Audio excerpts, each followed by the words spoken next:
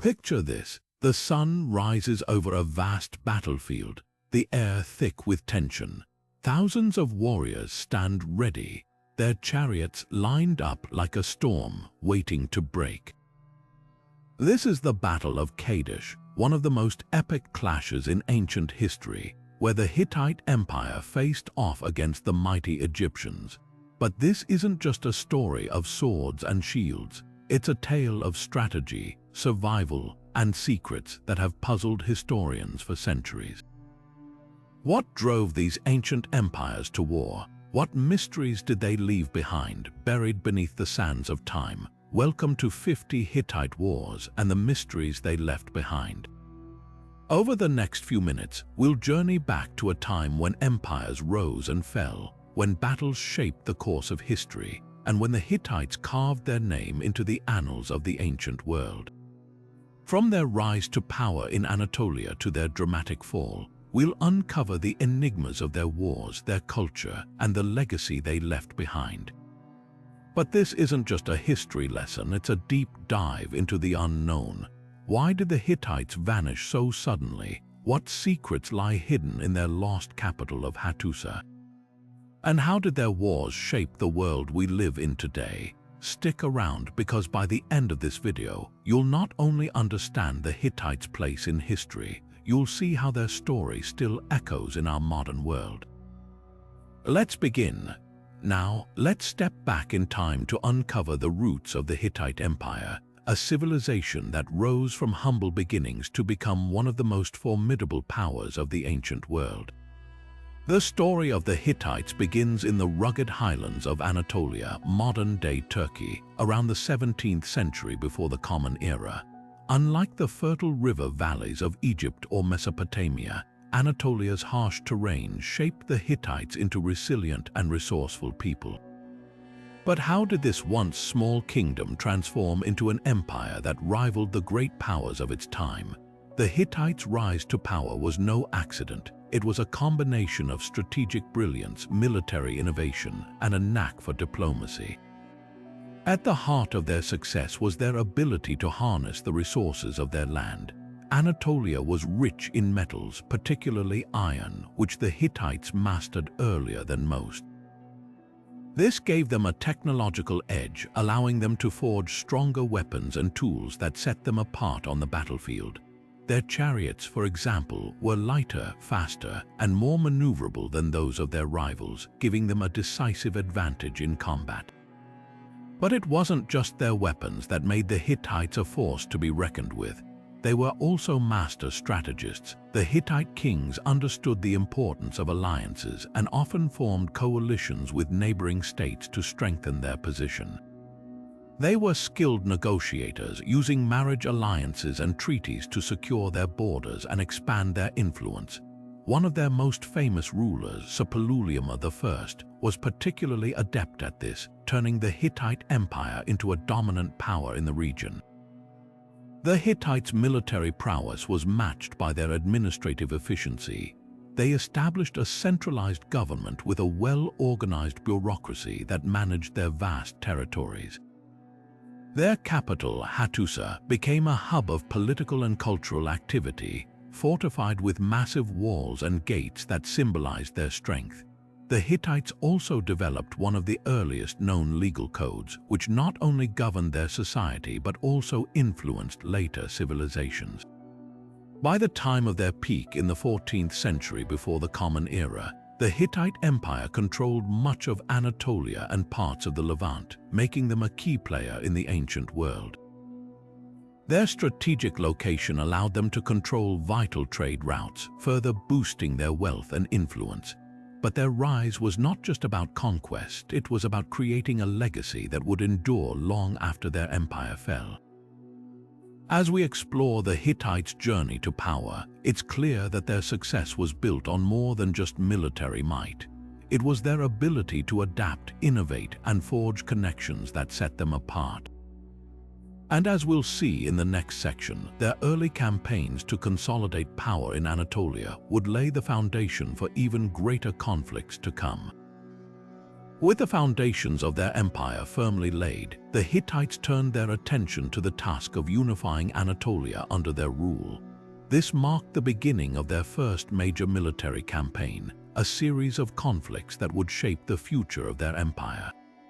The conquest of Anatolia was not just about expanding territory, it was about securing resources, establishing dominance, and creating a unified state capable of standing against rival powers.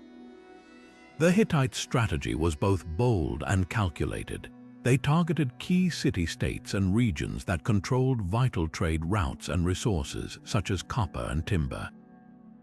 One of their earliest victories came against the city of Zalpa, a significant power in northern Anatolia.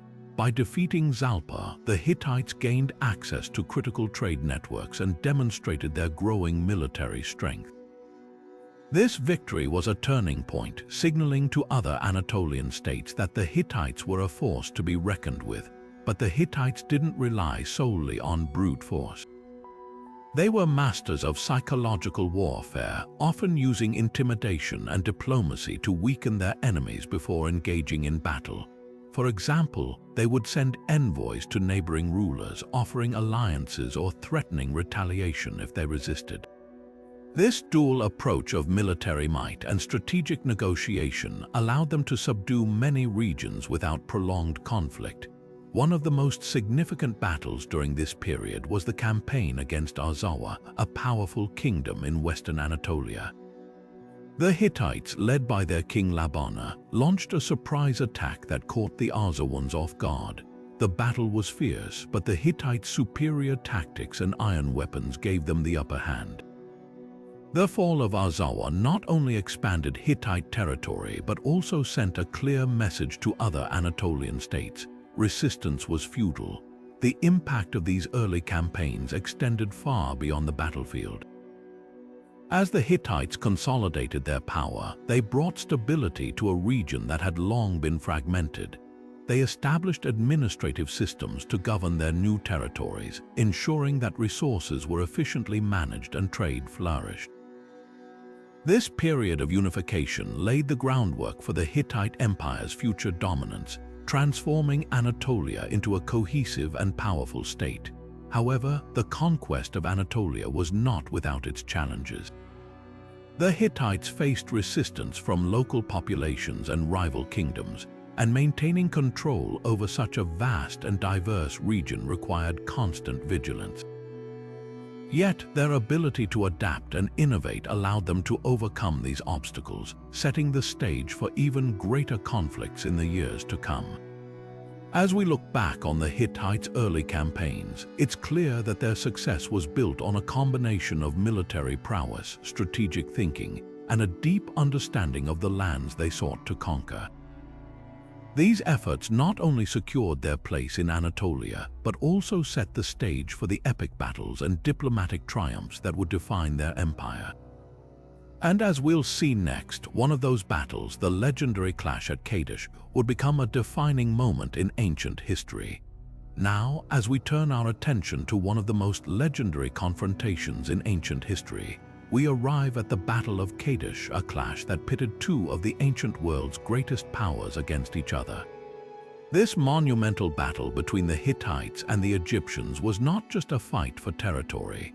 It was a struggle for supremacy, a test of military strategy, and a moment that would leave an indelible mark on history.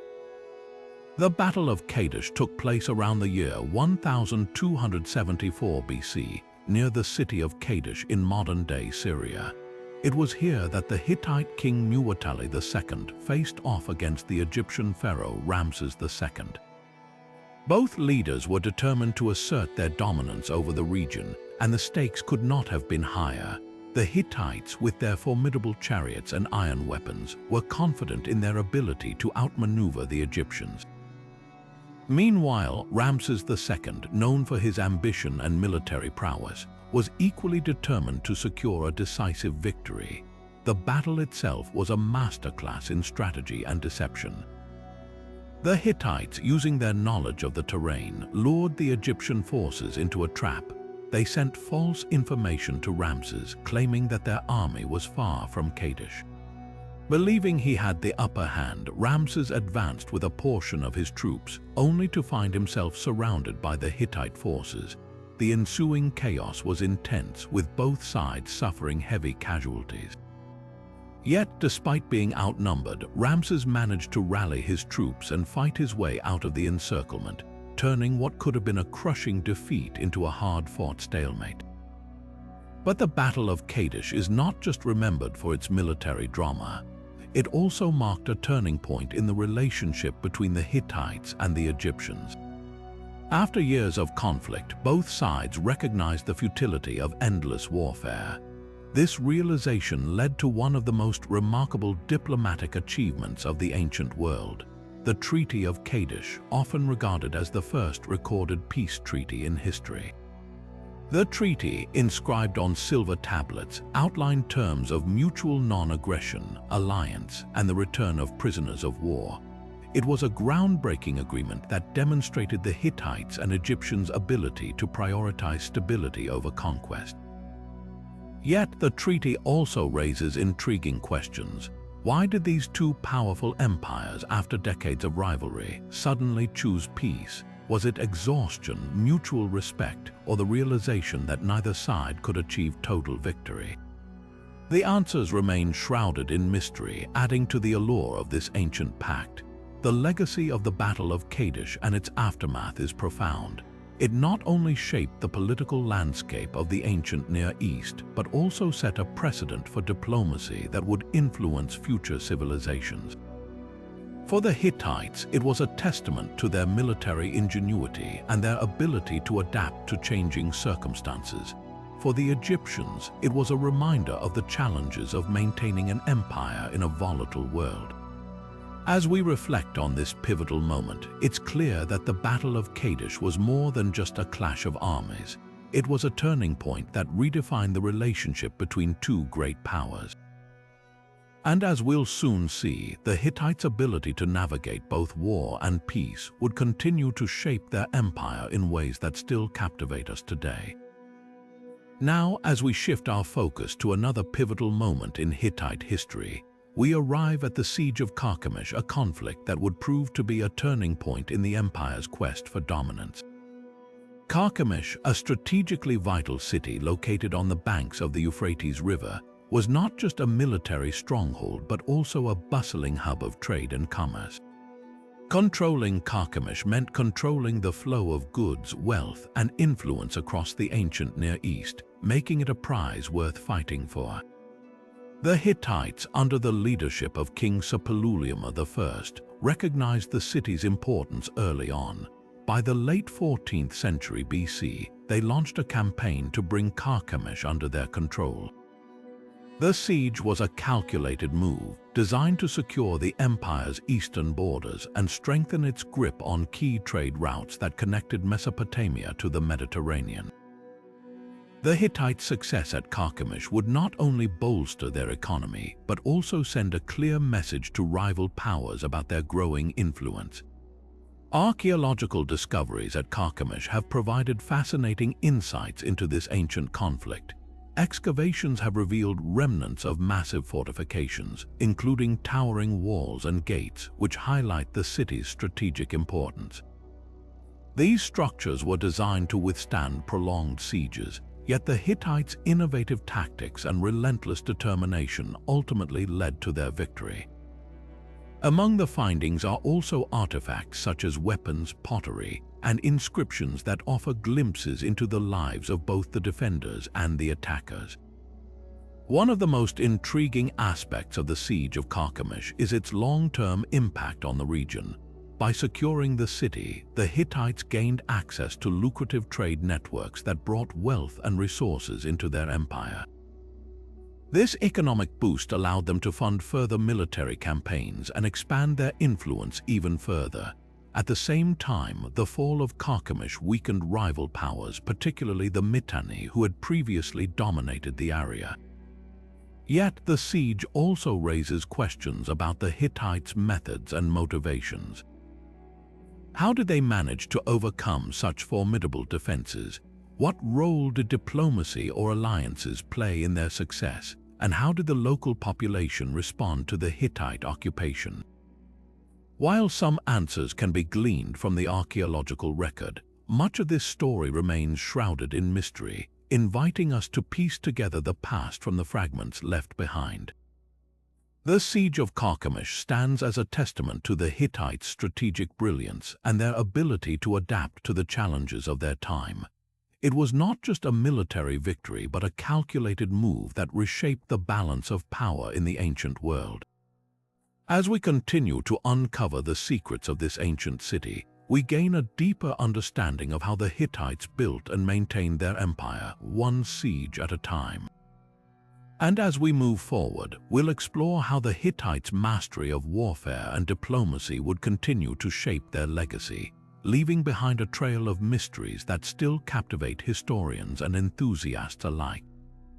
Now, as we turn our attention to the twilight of the Hittite Empire, we find ourselves faced with one of history's most enduring mysteries. How did such a powerful and sophisticated civilization suddenly collapse?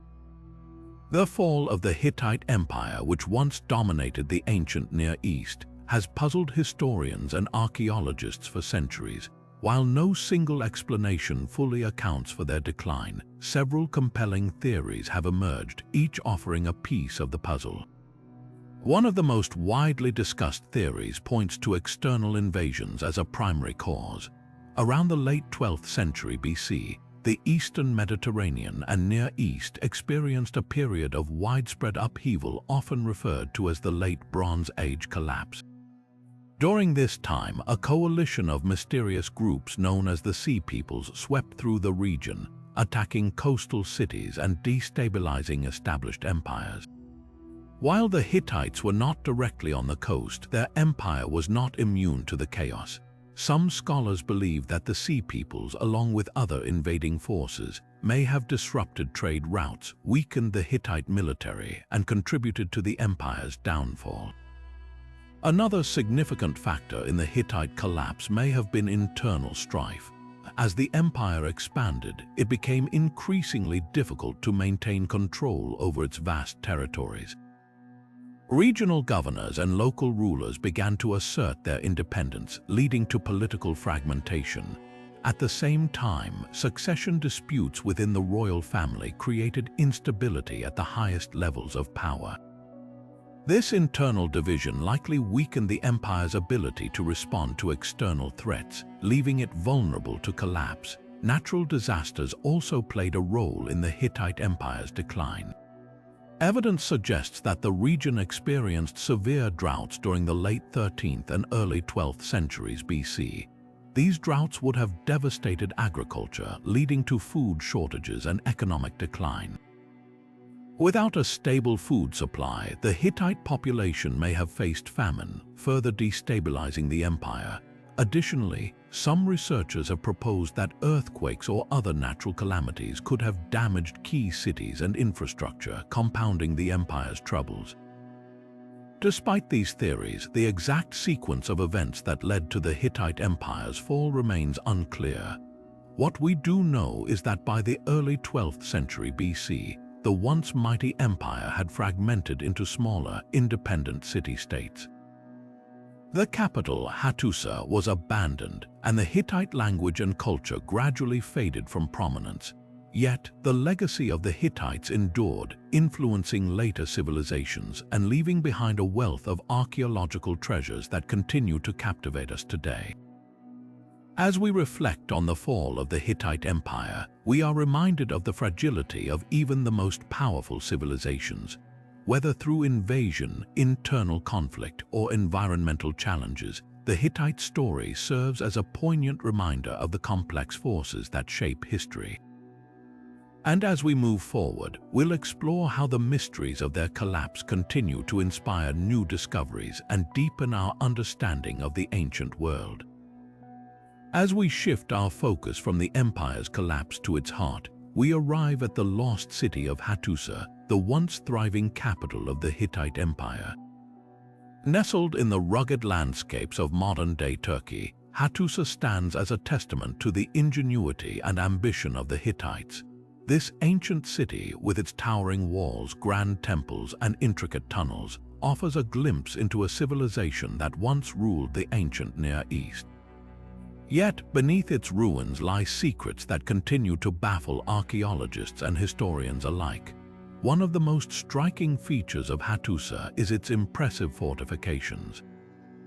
The city was surrounded by massive stone walls, some reaching heights of over 20 feet, designed to withstand sieges and protect its inhabitants.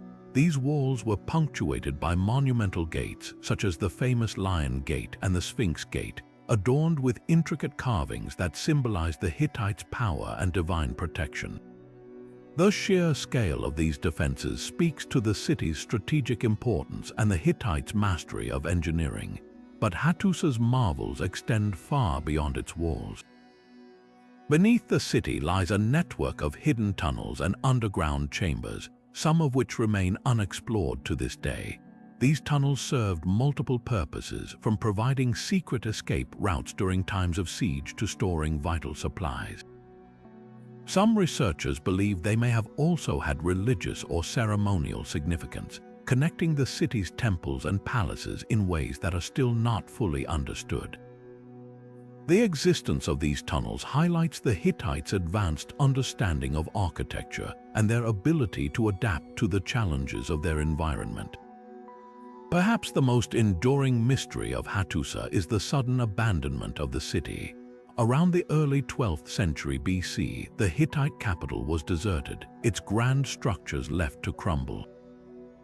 The reasons for this remain unclear. Some theories suggest that the city fell victim to the same invasions and environmental challenges that contributed to the empire's collapse.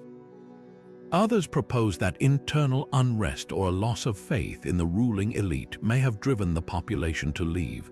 Whatever the cause, the disappearance of Hattusa's inhabitants left behind a city frozen in time, its secrets waiting to be uncovered. Today, the ruins of Hattusa offer a treasure trove of insights into Hittite life and culture. Excavations have revealed thousands of clay tablets inscribed with cuneiform script, detailing everything from royal decrees to religious rituals. These texts have been instrumental in deciphering the Hittite language and understanding their complex society. Yet, for every question answered, new mysteries emerge, reminding us of how much we still have to learn about this enigmatic civilization. As we explore the secrets of Hattusa, we are reminded of the resilience and creativity of the Hittites. Their capital, with its architectural wonders and hidden depths, stands as a symbol of their enduring legacy. And as we continue to uncover its mysteries, we gain a deeper appreciation for the ingenuity and ambition of a civilization that once shaped the ancient world. Next, we'll delve into the Hittite language and how its decipherment has unlocked even more secrets of their wars and culture. Turning our attention to the written word, the Hittite language stands as one of the most fascinating puzzles of ancient history. For centuries, the inscriptions and clay tablets left behind by the Hittites remained a mystery, their meaning locked away in an undeciphered script. It wasn't until the early 20th century that scholars began to crack the code, revealing a wealth of information about the Hittites' wars, culture, and daily life. The breakthrough came with the discovery of thousands of clay tablets in the ruins of Hattusa, many of which were written in cuneiform, a script used across the ancient Near East. What made these tablets particularly intriguing was the presence of a language that didn't match any known at the time. Early attempts to decipher it were met with frustration, as the language seemed to defy classification. However, in 1915, a Czech linguist named Bedřich Hrozný made a groundbreaking discovery. He recognized that the Hittite language belonged to the Indo-European family, a group that includes languages like English, Latin, and Sanskrit. This revelation was a turning point, as it provided the key to unlocking the meaning of the texts. Deciphering the Hittite language was no small feat.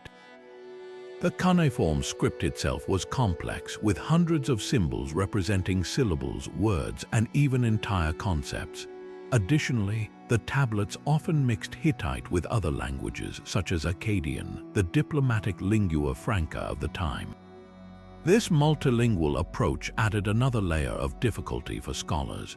Yet, through painstaking analysis, they were able to piece together the grammar, vocabulary, and syntax of the Hittite language, opening a window into the thoughts and experiences of this ancient civilization. The insights gained from these texts have been nothing short of transformative. They reveal detailed accounts of Hittite military campaigns, treaties, and diplomatic correspondence, shedding light on their strategies and alliances. For example, the famous peace treaty between the Hittites and Egyptians, often considered the world's first recorded peace treaty, was preserved in both Hittite and Egyptian texts. These documents not only highlight the Hittites' diplomatic prowess, but also provide a glimpse into the political dynamics of the ancient world. Beyond warfare and diplomacy, the Hittite tablets offer a rich tapestry of cultural and religious practices. They include hymns, prayers, and rituals dedicated to the Hittite gods, as well as legal codes that govern daily life. One particularly intriguing text describes a ritual to purify a house after a death, illustrating the Hittites' deep connection to their spiritual beliefs. These writings have allowed historians to reconstruct aspects of Hittite society that would otherwise have been lost to time. Yet, even with these breakthroughs, many questions remain. Some tablets are still untranslated, their contents waiting to be discovered. Others contain references to places, people, and events that are not yet fully understood. Each new translation brings us closer to unraveling the mysteries of the Hittite world, but it also reminds us of how much we still have to learn. As we continue to decipher the Hittite language, we gain not only a deeper understanding of their history, but also a greater appreciation for the complexity of their civilization. These ancient texts are more than just records of the past. They are a testament to the enduring power of language to connect us across time and space. Next, we'll explore the Hittite military and the innovative weapons and tactics that made them a formidable force in the ancient world. Now, let's step onto the battlefield and uncover the secrets of the Hittite military, a force that reshaped the ancient world with its ingenuity and strategic mastery. At the heart of their success were two game-changing innovations: their advanced chariots and their pioneering use of iron. These tools didn't just give the Hittites an edge, they revolutionized warfare itself. The Hittite chariot was a marvel of engineering and a symbol of their military dominance. Unlike the lighter, two-horse chariots used by their rivals, the Hittites developed a heavier, sturdier design pulled by 3 horses. This allowed them to carry more soldiers, typically a driver, an archer, and a shield-bearer, making each chariot a mobile fortress on wheels. The added weight and stability gave them a significant advantage in battle, enabling them to break through enemy lines with devastating force. But it wasn't just the design that made these chariots formidable. It was how the Hittites used them. They employed coordinated charges, often targeting the flanks of their enemies to create chaos and confusion. This tactical brilliance turned the chariot into more than just a weapon. It became a psychological tool, striking fear into the hearts of their opponents. Equally groundbreaking was the Hittites' mastery of iron. While other civilizations were still relying on bronze, the Hittites had unlocked the secrets of ironworking, producing weapons and tools that were stronger, sharper, and more durable. This technological leap gave them a critical edge in combat. Their iron swords, spears, and armor were not only more effective but also more accessible, as iron ore was more abundant than the tin and copper needed for bronze. The Hittites guarded this knowledge closely, maintaining a monopoly on iron production that bolstered their military and economic power for centuries. But the Hittite success wasn't just about their weapons, it was about how they used them. Their tactics were as innovative as their technology. They excelled in siege warfare, using battering rams and scaling ladders to breach fortified cities. They also understood the importance of intelligence and deception, often sending spies to gather information about their enemies before engaging in battle. This combination of brute force and cunning made them nearly unstoppable on the battlefield. One of their most famous victories, the Battle of Kadesh, showcases their tactical genius. Facing the powerful Egyptian army, the Hittites used a combination of chariot charges and feigned retreats to lure the Egyptians into a trap. This maneuver not only demonstrated their skill in coordination, but also their ability to adapt to the chaos of battle. It's no wonder that the Hittites became known as one of the most formidable military powers of their time. Yet, their military prowess wasn't just about conquest, it was also about control. The Hittites used their army to maintain a vast empire, securing trade routes and protecting their borders from invaders. Their fortresses, strategically placed across their territory, served as both defensive strongholds and symbols of their authority. These structures, often built on high ground with thick walls and watchtowers, were designed to withstand long sieges, ensuring the empire's stability even in times of crisis. As we reflect on the Hittite military, it's clear that their success was built on a combination of innovation, strategy, and adaptability. Their chariots and iron weapons were revolutionary, but it was their ability to think several steps ahead that truly set them apart. Next, we'll delve into the long-standing rivalry between the Hittites and the Egyptians, exploring how their conflicts shaped the ancient world. Now, let's turn our attention to one of the most intense rivalries of the ancient world, the clash between the Hittites and the Egyptians. This wasn't just a series of battles, it was a saga of power, diplomacy, and cultural influence that shaped the course of history. For centuries, these two great empires vied for dominance over the fertile lands of the Levant, a region that was not only rich in resources but also a crucial crossroads for trade and military strategy. The roots of this rivalry can be traced back to the Hittites' expansion into Syria, a move that brought them into direct conflict with Egypt's sphere of influence. Both empires sought to control key cities and trade routes, leading to a series of skirmishes and full-scale wars. One of the most famous of these conflicts was the Battle of Kadesh, which we touched on earlier. This battle, fought around 1274 BC, was a turning point in their rivalry. Though the outcome was inconclusive, it showcased the military might and strategic brilliance of both sides. The Hittites, under King Muwatalli II, used their superior chariots and tactical maneuvers to outmaneuver the Egyptian forces led by Ramses II.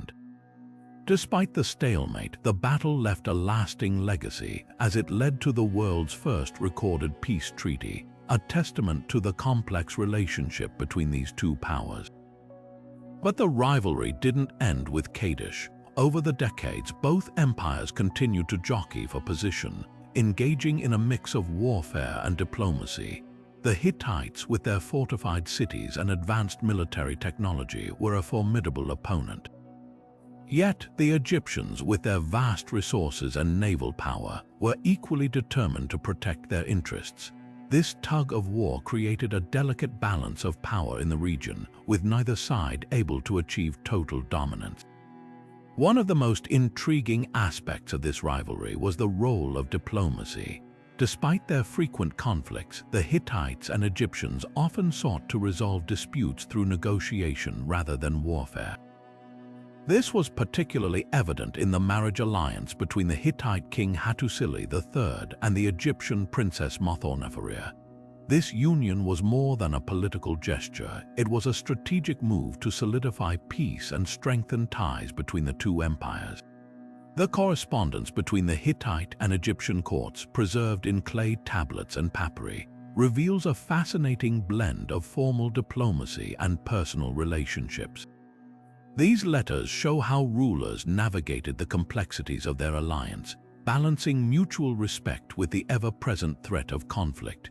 The Hittite-Egyptian rivalry also had a profound impact on the broader ancient world. Their competition for control of the Levant influenced the politics and economies of neighboring states, drawing smaller kingdoms into their orbit. Cities like Carchemish and Ugarit became key players in this geopolitical chess game, often shifting allegiances to survive.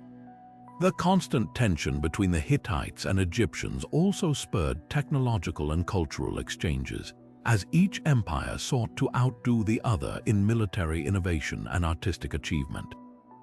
As we explore this rivalry, it's clear that it was more than just a struggle for territory. It was a clash of civilizations. The Hittites and Egyptians represented two very different approaches to power, with the Hittites emphasizing military ingenuity and the Egyptians relying on their vast resources and cultural influence. Yet, despite their differences, both empires left an indelible mark on history, shaping the ancient world in ways that still resonate today. Next, we'll uncover the role of religion in Hittite warfare, examining how their beliefs and rituals influenced their approach to battle and their quest for divine favor. Now, shifting our focus to the spiritual realm, let's explore how the Hittites intertwined their faith with their military endeavors. Religion was not just a backdrop to their wars, it was a driving force, shaping their strategies, decisions, and even their morale on the battlefield. The Hittites believed that their success in war depended not only on their military prowess but also on the favor of their gods. At the heart of Hittite religion was a vast pantheon of deities, each with their own domain and influence. Among the most revered was the storm god Tahana, often depicted wielding a thunderbolt. Tahana was seen as a protector of the Hittite people and a symbol of strength and victory in battle. Another key figure was the sun goddess Arina, who represented justice and order.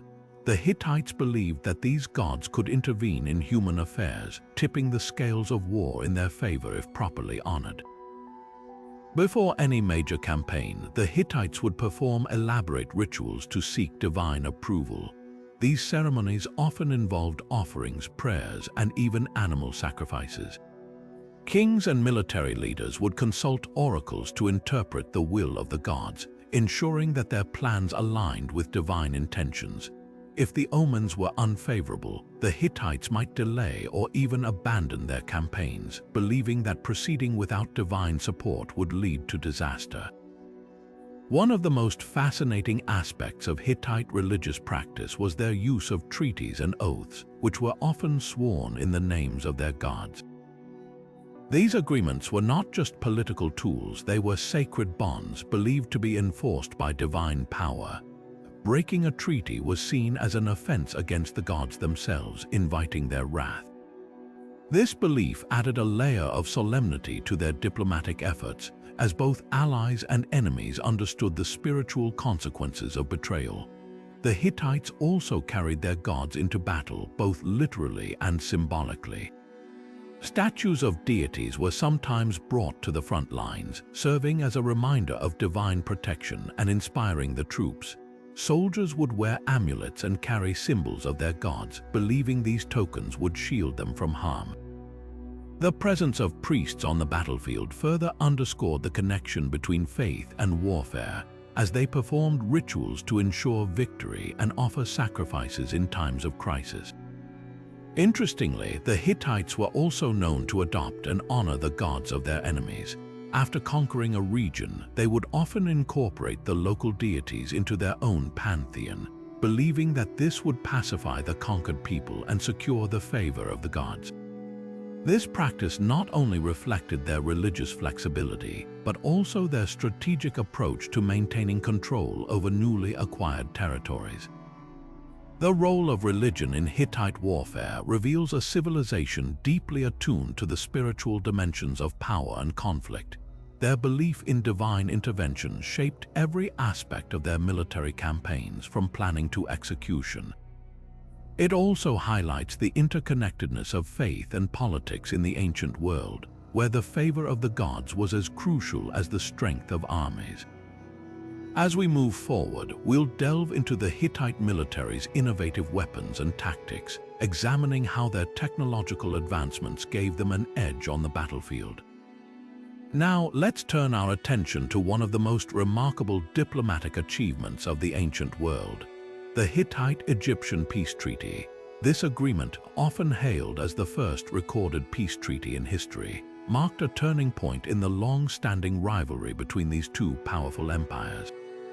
But what makes this treaty so fascinating isn't just its historical significance, it's the mysteries that surround its creation, preservation, and the motivations behind it.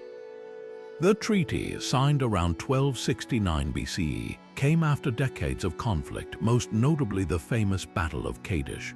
Both the Hittites and Egyptians had fought to a stalemate, and the cost of continued warfare was becoming too great for either side to bear. The treaty was a pragmatic solution, but it was also deeply symbolic.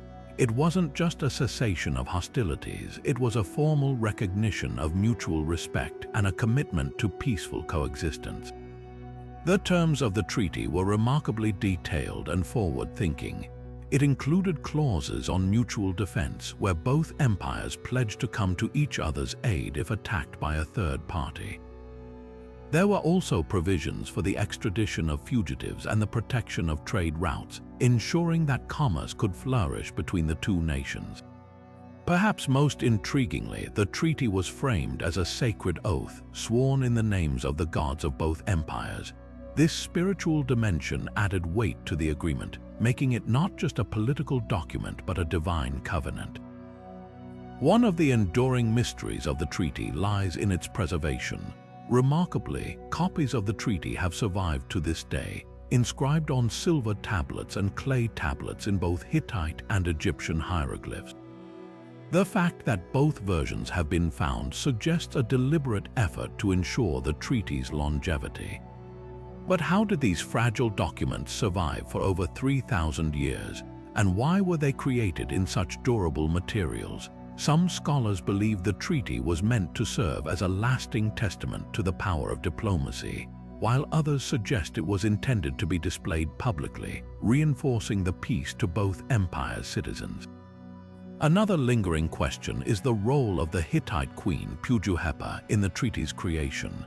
As a skilled diplomat and influential figure, she is thought to have played a key role in negotiating the terms.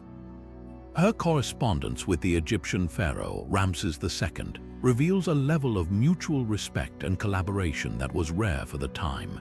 Yet, the exact extent of her involvement remains a topic of debate among historians. The Hittite-Egyptian peace treaty also raises questions about the nature of ancient diplomacy. How did two empires, separated by vast distances and cultural differences, manage to negotiate such a complex agreement? The treaty suggests a level of sophistication in ancient diplomacy that challenges modern assumptions about the ancient world. It also highlights the importance of trust and mutual interest in maintaining peace, even between longtime rivals. As we reflect on this historic agreement, it's clear that the Hittite-Egyptian peace treaty was more than just a document. It was a groundbreaking achievement that reshaped the ancient world. Its legacy endures not only in the physical artifacts that have survived, but also in the lessons it offers about the power of diplomacy and the possibility of peace, even in the face of deep-seated conflict. Next, we'll explore the influential role of Hittite queens like Pujuhepa in shaping the empire's diplomacy and stability. Now, let's shift our focus to the remarkable women who stood at the heart of the Hittite Empire, the queens. While kings often take center stage in historical narratives, the Hittite queens played a pivotal role in shaping the empire's destiny. Among them, Queen Pujuhepa stands out as one of the most influential figures in ancient history, wielding power not just as a consort but as a skilled diplomat, religious leader, and political strategist. Pujuhepa's rise to prominence began when she married King Hattusa III, but her influence extended far beyond the royal court. She was deeply involved in the empire's diplomatic efforts, most notably in the negotiations of the Hittite-Egyptian peace treaty. Her correspondence with Ramses II of Egypt reveals her sharp intellect and diplomatic finesse. In one letter, she addressed Ramses as "my brother," a term of equality that underscored her authority and the respect she commanded. This was no mere formality. It was a reflection of her active role in maintaining peace and stability between two of the ancient world's greatest powers. But Pujuhepa's contributions weren't limited to diplomacy. She was also a key figure in religious affairs, overseeing rituals and temple administration. The Hittites believed that their gods played a direct role in the empire's success, and as queen, Pujuhepa acted as a bridge between the divine and the mortal. Her leadership in religious ceremonies reinforced her authority and helped legitimize her husband's rule, ensuring the empire's stability during a time of political uncertainty. Another aspect of Pujuhepa's legacy is her role in legal reforms. She was instrumental in revising and codifying Hittite laws, ensuring fairness and consistency in the empire's legal system. These reforms not only strengthened the rule of law, but also enhanced the Hittites' reputation as a just and orderly society. Her influence extended to matters of warfare as well, where she supported military campaigns and helped secure alliances that bolstered the empire's defenses. Pujuhepa's story is a testament to the power and agency of Hittite queens, but she wasn't alone. Other queens, such as Tawananna, also wielded significant influence, often serving as co-rulers alongside their husbands.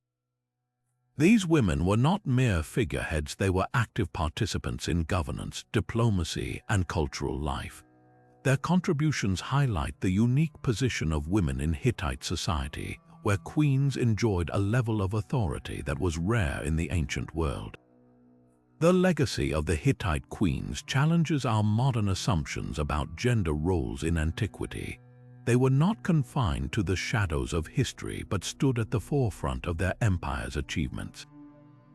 Through their leadership, diplomacy, and vision, they helped shape the Hittite Empire into a formidable power, leaving an indelible mark on its history. As we move forward, we'll delve into the Hittite legal system, exploring how their laws reflected the values of their society and influenced their approach to justice in both war and peace. Now, let's turn our attention to the Hittite legal system, a cornerstone of their society that shaped both their approach to justice and their conduct during times of war. Unlike many ancient civilizations, the Hittites developed a legal code that was remarkably progressive for its time, emphasizing fairness, consistency, and the protection of individual rights. This system not only governed daily life but also played a crucial role in maintaining order within the empire, even during periods of conflict.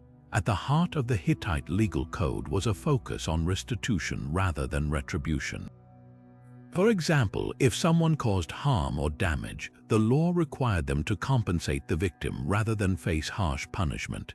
This principle applied to a wide range of offenses, from theft and property disputes to more serious crimes like assault. By prioritizing compensation over vengeance, the Hittites sought to restore balance and harmony within their society, a concept that was revolutionary in the ancient world. The legal system also reflected the Hittites' pragmatic approach to governance. Laws were clearly written and accessible, ensuring that everyone, from common citizens to officials, understood their rights and responsibilities. This transparency helped prevent abuses of power and fostered a sense of trust between the people and their rulers. It's worth noting that the Hittite legal code was not static. It evolved over time, with queens like Pujuhepa playing a key role in its refinement and codification. In times of war, the Hittite legal system extended its influence to the battlefield. Soldiers were bound by strict codes of conduct, which included rules for the treatment of prisoners and the protection of non-combatants. These laws were not just about maintaining discipline. They were also a reflection of the Hittites' belief in justice and order, even in the chaos of war.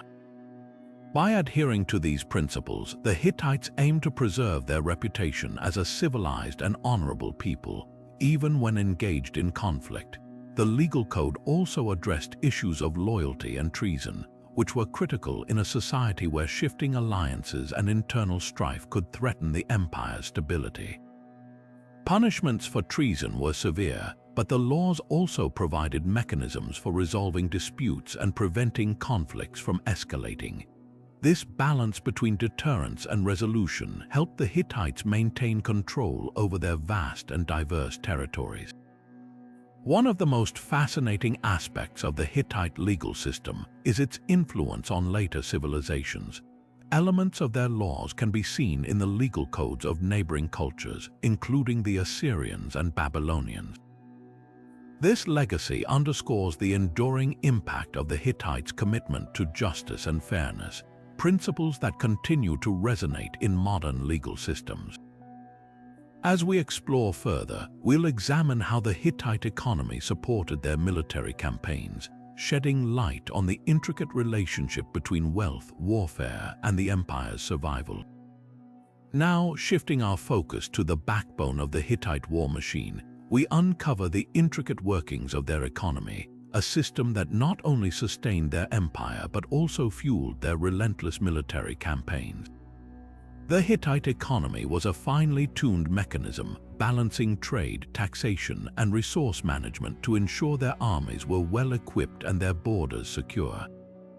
At the heart of their economic strategy was trade. The Hittites controlled key trade routes that connected the Mediterranean with Mesopotamia, allowing them to amass wealth through the exchange of goods like metals, textiles, and agricultural products. Their access to valuable resources, particularly iron, gave them a significant advantage. Iron tools and weapons were not only superior in quality, but also in demand across the ancient world, making the Hittites a dominant force in regional commerce. This trade network not only enriched their coffers but also strengthened their alliances, as neighboring states relied on Hittite goods for their own survival. Taxation was another pillar of the Hittite economy. The empire imposed taxes on its subjects, including both agricultural produce and labor. Farmers were required to contribute a portion of their harvest, while craftsmen and laborers provided goods and services to the state. These taxes were meticulously collected and redistributed to fund military expeditions, maintain infrastructure, and support the royal court. The efficiency of this system ensured that resources were allocated where they were needed most, particularly during times of war.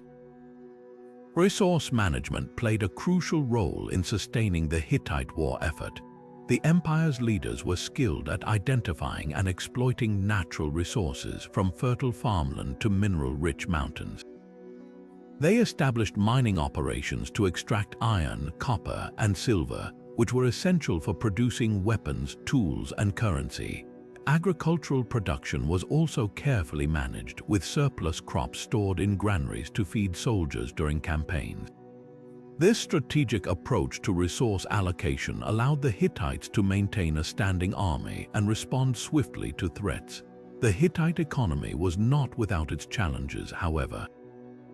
The empire's reliance on trade made it vulnerable to disruptions, such as raids on caravans or conflicts with rival powers. To mitigate these risks, the Hittites fortified key trade routes and established military outposts to protect their interests. They also diversified their economy by encouraging local industries such as pottery and textile production, which provided additional sources of revenue. One of the most remarkable aspects of the Hittite economy was its ability to adapt. During periods of expansion, the empire absorbed new territories and integrated their resources into the existing system. Conversely, in times of decline, the Hittites streamlined their operations to conserve resources and focus on defense. This flexibility was a testament to their ingenuity and resilience, qualities that allowed them to endure for centuries despite the constant pressures of war. As we move forward, we'll explore the complex web of alliances and rivalries that defined Hittite foreign policy, shedding light on how diplomacy and warfare intertwined to shape the empire's destiny. Now, turning our attention to the intricate dance of diplomacy and conflict, we delve into the ever-shifting alliances and rivalries that shaped the Hittite Empire's foreign policy. The Hittites were masters of navigating the complex political landscape of the ancient world, forming alliances when it suited their interests and engaging in warfare when necessary to protect their power. One of the most significant alliances in Hittite history was their partnership with the Mitanni, a powerful kingdom to the southeast. This alliance was forged through strategic marriages and mutual interests, particularly in countering the growing influence of Egypt. However, alliances in the ancient world were rarely permanent. Over time, the Hittites and Mitanni became rivals, competing for control over key territories and trade routes. This shift highlights the fluid nature of Hittite diplomacy, where loyalty was often secondary to strategic advantage. The Hittites also maintained a delicate relationship with the Egyptians, oscillating between cooperation and conflict. The famous Battle of Kadesh, which we explored earlier, was a turning point in this rivalry. Following the battle, the two empires eventually signed a peace treaty, one of the earliest recorded in history. This treaty not only ended hostilities but also established a framework for future cooperation, including mutual defense pacts and trade agreements. Yet, even this alliance was not without tension, as both powers continued to vie for dominance in the region. To the west, the Hittites faced constant challenges from the Archaeological, a people often associated with the Mycenaean Greeks. The Archaeological were formidable adversaries, frequently raiding Hittite territories and supporting rebellions within the empire. Despite these conflicts, the Hittites occasionally sought to negotiate with the Archaeological, demonstrating their willingness to adapt their strategies based on the circumstances. Closer to home, the Hittites relied on a network of vassal states to maintain control over their vast empire. These vassal states were bound to the Hittite king through treaties that required them to provide troops, tribute, and loyalty in exchange for protection. However, maintaining this system was no easy task. Vassal states often rebelled, especially during periods of Hittite weakness, forcing the empire to expend resources on suppressing uprisings. The Hittites' ability to navigate this complex web of alliances and rivalries was a testament to their diplomatic skill and military prowess. They understood that maintaining power required not only strength on the battlefield, but also shrewd negotiations and strategic partnerships. This approach allowed them to survive and thrive in a volatile and competitive region. As we continue, we'll explore the Hittites' innovative siege warfare techniques, which played a crucial role in their military campaigns and helped them secure their dominance in the ancient world. Now, shifting our focus to the battlefield, let's uncover the Hittites' mastery of siege warfare, a cornerstone of their military dominance. The Hittites were not only skilled in open combat, but also pioneers in the art of besieging fortified cities, employing innovative techniques that set them apart from their contemporaries. Their ability to break through seemingly impenetrable defenses was a testament to their engineering ingenuity and strategic brilliance. One of the most iconic tools in the Hittite arsenal was the battering ram, a formidable device designed to breach city gates and walls. Unlike earlier, more rudimentary versions, the Hittite battering rams were often mounted on wheeled platforms, allowing for greater mobility and precision. These rams were reinforced with metal tips, making them highly effective against even the sturdiest fortifications. The Hittites' use of battering rams was not just about brute force. It was a calculated strategy that combined engineering expertise with psychological warfare. The sight and sound of these massive machines striking city walls were often enough to demoralize defenders, tipping the scales in the Hittites' favor. But the Hittites didn't rely solely on battering rams. They also excelled in constructing siege towers, towering structures that allowed their soldiers to scale city walls and engage defenders directly.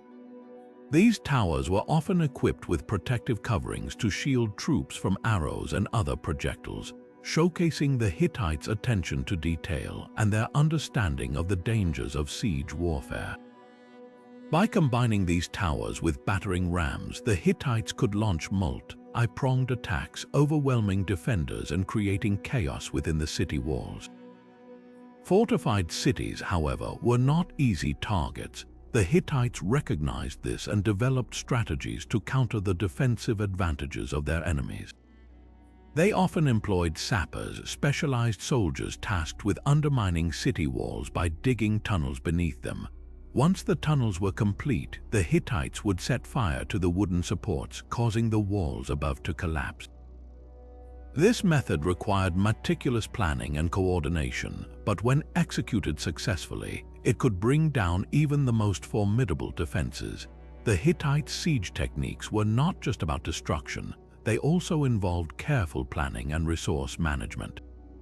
Before launching an attack, Hittite commanders would often conduct thorough reconnaissance, studying the layout of the target city and identifying its weak points. They would then deploy their forces strategically, ensuring that every soldier and piece of equipment was used to maximum effect. This level of preparation and precision was a hallmark of Hittite military strategy, allowing them to achieve victories that might have seemed impossible to others. As we reflect on the Hittite siege warfare, it's clear that their success was rooted in a combination of innovation, discipline, and adaptability. Their ability to engineer solutions to complex military challenges not only secured their dominance in the ancient world, but also left a lasting legacy that influenced future civilizations.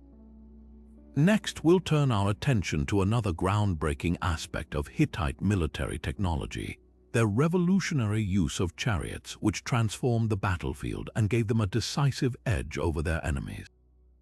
Now, let's take a closer look at one of the most iconic symbols of Hittite military might, their chariots. These vehicles were not just tools of war, they were game changers that revolutionized the battlefield and gave the Hittites a decisive edge over their enemies.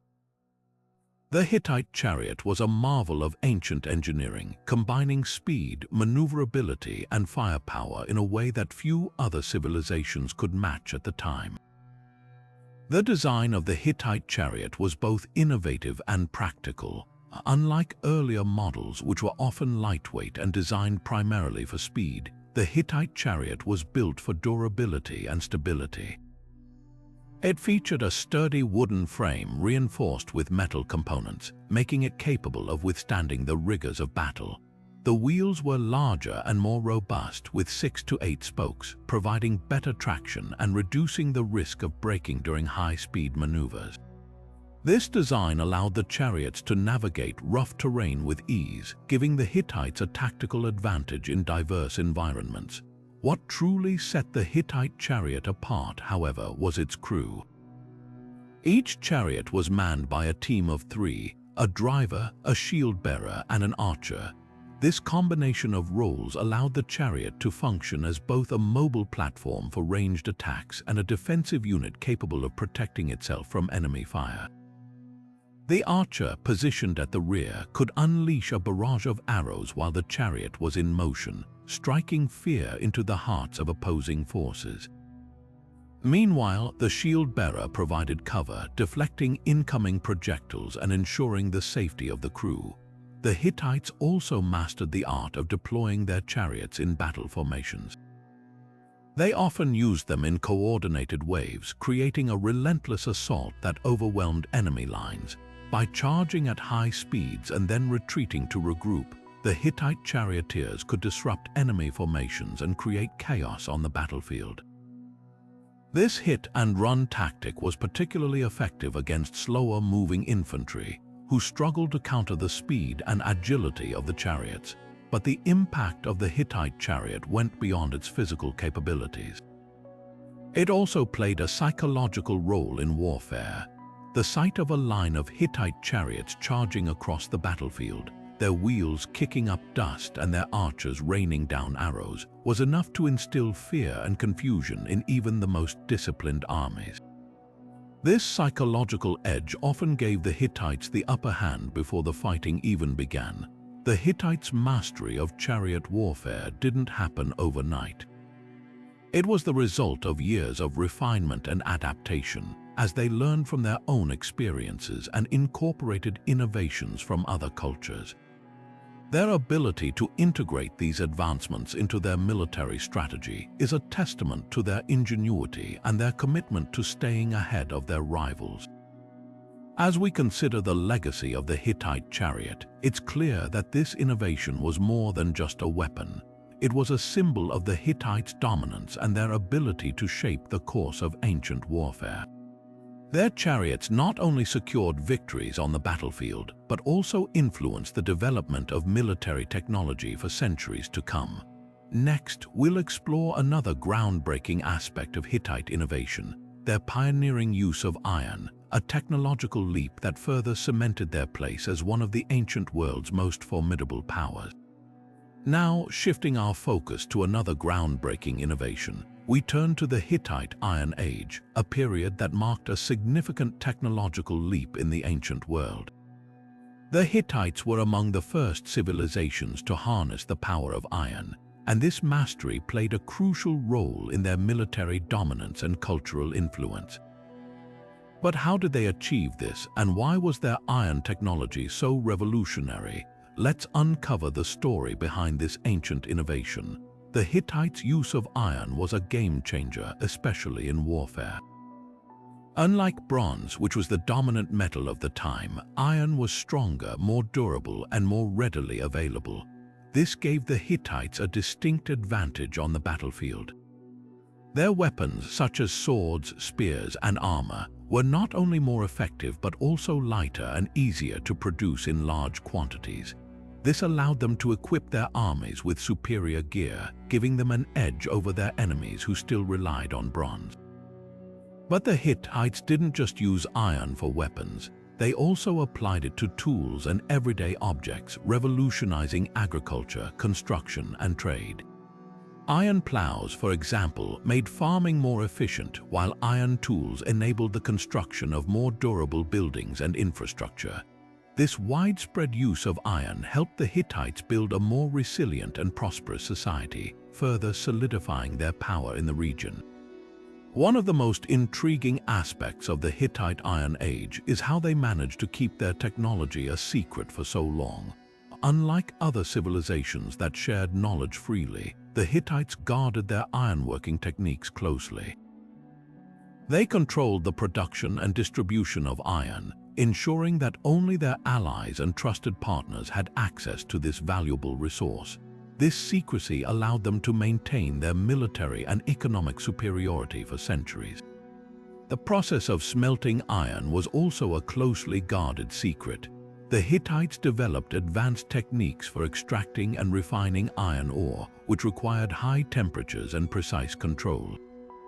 They built specialized furnaces and employed skilled craftsmen who passed down their knowledge through generations.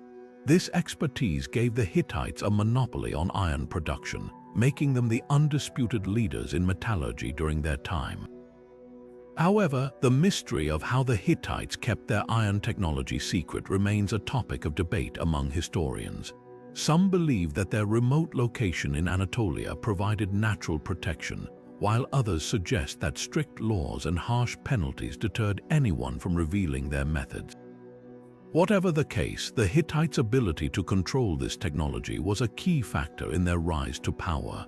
The impact of the Hittite Iron Age extended far beyond their empire. As their influence spread, so did the knowledge of ironworking, eventually reaching other civilizations and transforming the ancient world.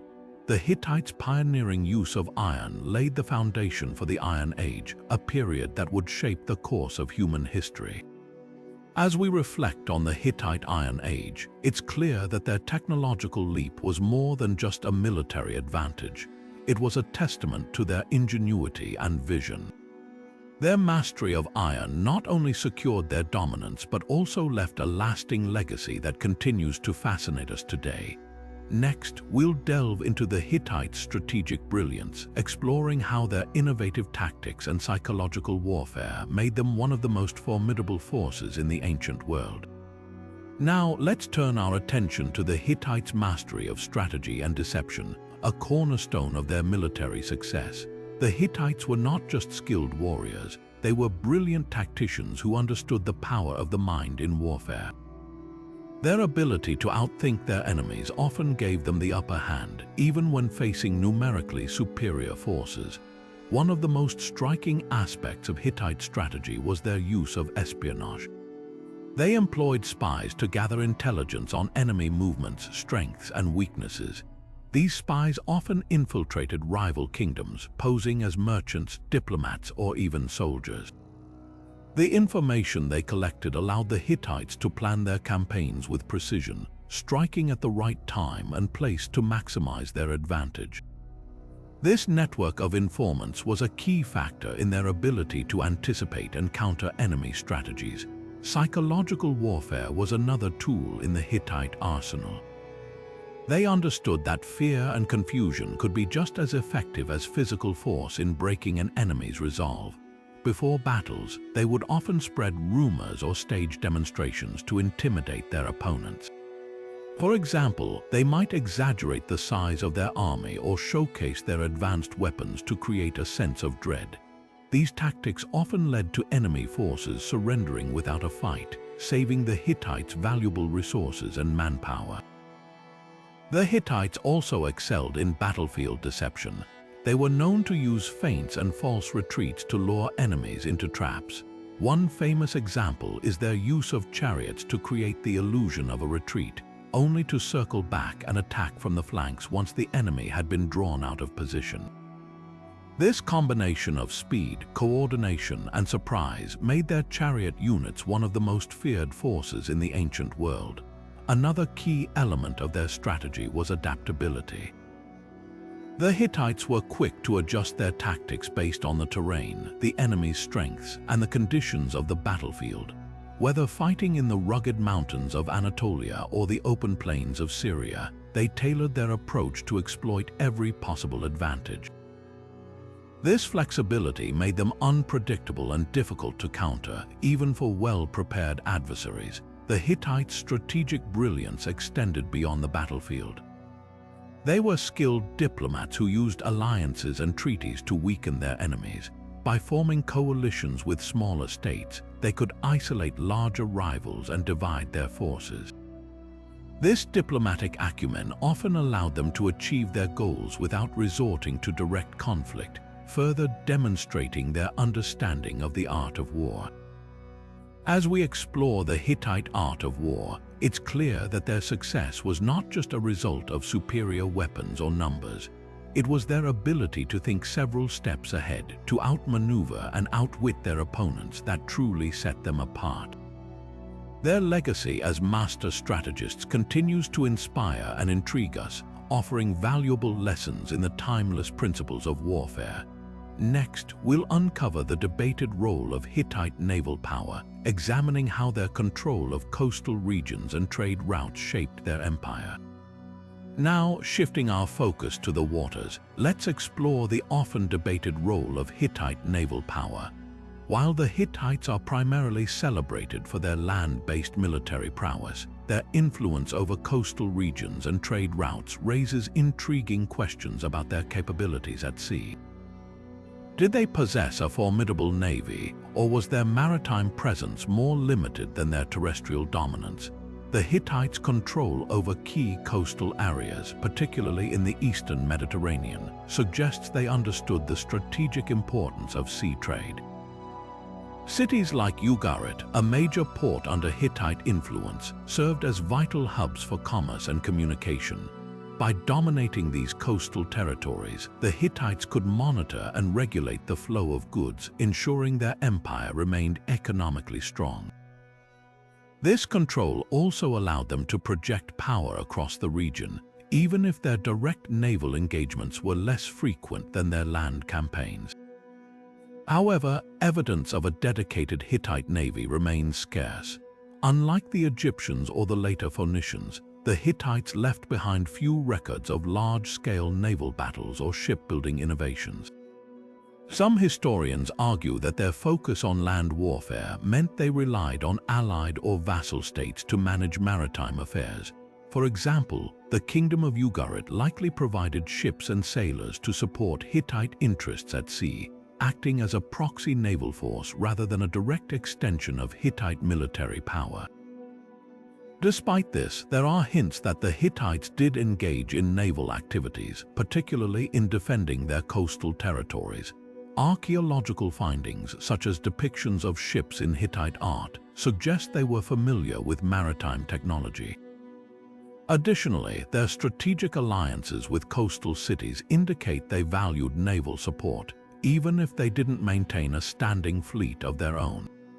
The Hittites' approach to naval power may have been pragmatic rather than ambitious. By controlling key ports and leveraging the resources of their allies, they could secure their trade routes without the need for a large, independent navy. This strategy allowed them to focus their resources on their land-based military, which remained their primary strength. As we consider the myths and realities of Hittite naval power, it's clear that their influence at sea was more about control and collaboration than outright dominance. Their ability to integrate maritime trade into their broader strategy highlights their adaptability and foresight, even if their naval achievements remain shrouded in mystery. Next, we'll delve into the Hittite beliefs about the afterlife and how they honored their fallen warriors, uncovering another layer of this fascinating civilization. Turning now to the spiritual realm, let's uncover the Hittite beliefs about the afterlife and how they honored their fallen warriors.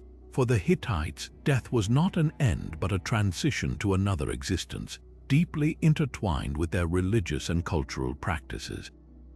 Their views on the afterlife were shaped by a complex blend of mythology, ritual, and reverence for the dead, offering a fascinating glimpse into their worldview. Central to Hittite beliefs was the idea that the deceased continued to play a role in the lives of the living. They believed that the spirits of the dead, known as ghosts or shades, could influence the fortunes of their descendants and the community.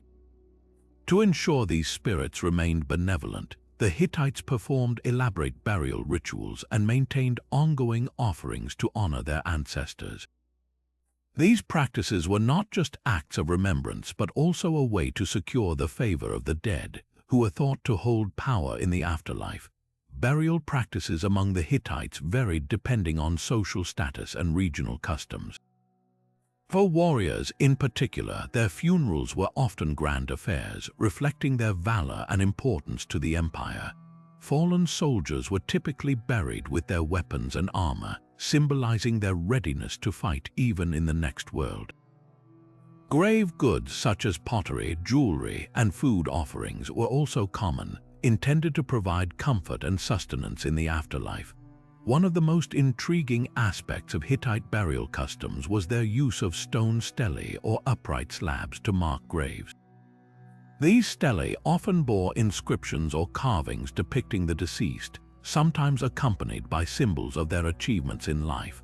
For warriors, these markers served as lasting tributes to their bravery, ensuring their legacy endured for generations. The Hittites also believed in a structured afterlife, where the dead resided in a shadowy realm ruled by deities of the underworld. This realm, often associated with darkness and mystery, was not a place of punishment but rather a continuation of existence. The Hittites' emphasis on maintaining a connection with the dead highlights their belief in the enduring bond between the living and the deceased. As we reflect on these practices, it's clear that the Hittites' approach to death and the afterlife was deeply rooted in their respect for the past and their hope for the future. By honoring their fallen warriors with such care, they ensured that the legacy of their bravery and sacrifice would never be forgotten. Next, we'll explore how the Hittites' influence extended beyond their own time, shaping the cultures and empires that followed. Now, let's shift our focus to the enduring legacy of the Hittites and how their innovations and traditions left a lasting mark on the civilizations that followed. The Hittites, though their empire eventually faded, were far from forgotten. Their contributions to warfare, governance, and culture resonated across the ancient world, shaping the development of later empires in profound ways. One of the most significant areas where the Hittites left their mark was in military strategy and technology. Their mastery of ironworking revolutionized warfare, giving them a formidable edge in battle. The Hittites were among the first to produce iron weapons and tools on a large scale, a technological leap that spread rapidly across the ancient Near East. This innovation not only strengthened their own armies but also influenced the military practices of neighboring powers, including the Assyrians and Egyptians. The use of iron became a cornerstone of military dominance, and the Hittites' early adoption of this technology set the stage for the Iron Age. Beyond their military prowess, the Hittites' legal and administrative systems also left a lasting legacy. Their legal code, one of the earliest known, emphasized fairness and order, with detailed laws addressing everything from property disputes to criminal offenses. This system of governance influenced later civilizations, including the Assyrians and Babylonians, who adopted and adapted many Hittite legal principles. The Hittites' emphasis on written records and treaties also set a precedent for diplomacy and statecraft, as seen in their famous peace treaty with Egypt, which remains one of the earliest examples of international diplomacy. Culturally, the Hittites' impact was equally significant. Their art and architecture, characterized by intricate carvings and monumental structures, inspired the artistic traditions of later empires. The Hittites' use of stone reliefs and statues to depict gods, kings, and warriors became a model for other cultures in the region. Even their religious practices, with their pantheon of deities and elaborate rituals, found echoes in the beliefs of subsequent civilizations. Perhaps one of the most intriguing aspects of the Hittite legacy is their role as cultural intermediaries. Situated at the crossroads of Mesopotamia, Egypt, and the Aegean, the Hittites absorbed and synthesized elements from these diverse regions, creating a unique blend that they, in turn, passed on to others. This cultural exchange enriched the ancient world, fostering connections and innovations that would shape the course of history. As we consider the Hittites' influence, it's clear that their legacy extends far beyond their own time. From their groundbreaking military technology to their contributions to law and culture, the Hittites laid the groundwork for many of the advancements that defined the ancient world. Their story reminds us that even empires that fall can leave an indelible mark on history. Next, we'll delve into the fascinating marriage alliance between the Hittites and Egyptians, a diplomatic mystery that reveals the complexities of ancient power dynamics. Now, let's turn our attention to one of the most intriguing chapters in Hittite history, the marriage alliance between the Hittites and Egyptians. This union, born out of diplomacy rather than romance, stands as a testament to the complex power dynamics of the ancient world. It was a strategic move designed to solidify peace between two of the greatest empires of the time, but it also left behind a trail of mysteries that historians are still unraveling today. The story begins with the famous peace treaty between the Hittites and Egyptians, signed after the Battle of Kadesh. While the treaty ended decades of conflict, it also set the stage for a deeper connection between the two powers. To further cement their alliance, the Hittite king Hattusa III proposed a marriage between his daughter and the Egyptian pharaoh Ramses II. This wasn't just a symbolic gesture, it was a calculated political maneuver aimed at ensuring lasting stability and mutual trust. The journey of the Hittite princess to Egypt was nothing short of extraordinary. Accompanied by a grand procession, she traveled across vast distances, carrying with her not only her personal belongings but also the hopes of two empires. Her arrival in Egypt was met with great fanfare, and she was welcomed as a queen, a living symbol of the newfound peace between the Hittites and Egyptians. But what makes this marriage alliance so fascinating are the unanswered questions that surround it. For instance, how did the Hittite princess adapt to life in a foreign court, surrounded by unfamiliar customs and traditions? What role did she play in maintaining the fragile peace between her homeland and her new kingdom? And perhaps most intriguingly, what happened to her after her marriage? Historical records provide only glimpses, leaving much to the imagination. Some scholars speculate that this alliance had far-reaching implications beyond just diplomacy. It may have facilitated cultural exchange, with Egyptian and Hittite artisans, scholars, and merchants sharing ideas and innovations. Others suggest that the marriage was a way to counterbalance the growing influence of other regional powers, such as the Assyrians. Yet, despite its significance, many details about this union remain shrouded in mystery. What we do know is that the Hittite-Egyptian marriage alliance was a bold experiment in diplomacy, one that highlights the ingenuity and pragmatism of ancient rulers. It reminds us that even in a world dominated by warfare, alliances forged through marriage could be just as powerful as those forged on the battlefield. As we continue our exploration, we'll delve into the strategic importance of Hittite fortresses, the guardians of their empire, and how these structures played a crucial role in defending their vast territories. Shifting our focus to the heart of Hittite military strategy, we now explore the formidable fortresses that stood as the empire's first line of defense. These towering structures were not just symbols of power, but also critical tools for maintaining control over vast territories. Built with precision and ingenuity, Hittite fortresses were marvels of ancient engineering, designed to withstand sieges and protect the empire's borders from invaders. The construction of these fortresses was a testament to the Hittites' advanced understanding of architecture and warfare. Massive stone walls, often reinforced with timber, formed the backbone of these structures. Watchtowers provided vantage points for spotting approaching enemies, while intricate gate systems allowed for controlled access. Inside, the fortresses housed barracks, storage facilities, and even temples, making them self-sufficient hubs of military and administrative activity. Strategically positioned along key trade routes and border regions, these fortresses served as both defensive strongholds and symbols of Hittite authority. They guarded mountain passes, river crossings, and fertile plains, ensuring that no enemy could advance without facing resistance. One of the most famous examples is the fortress of Hattusa, the Hittite capital, which was surrounded by a network of walls and gates designed to repel even the most determined attackers. But the role of these fortresses extended beyond mere defense.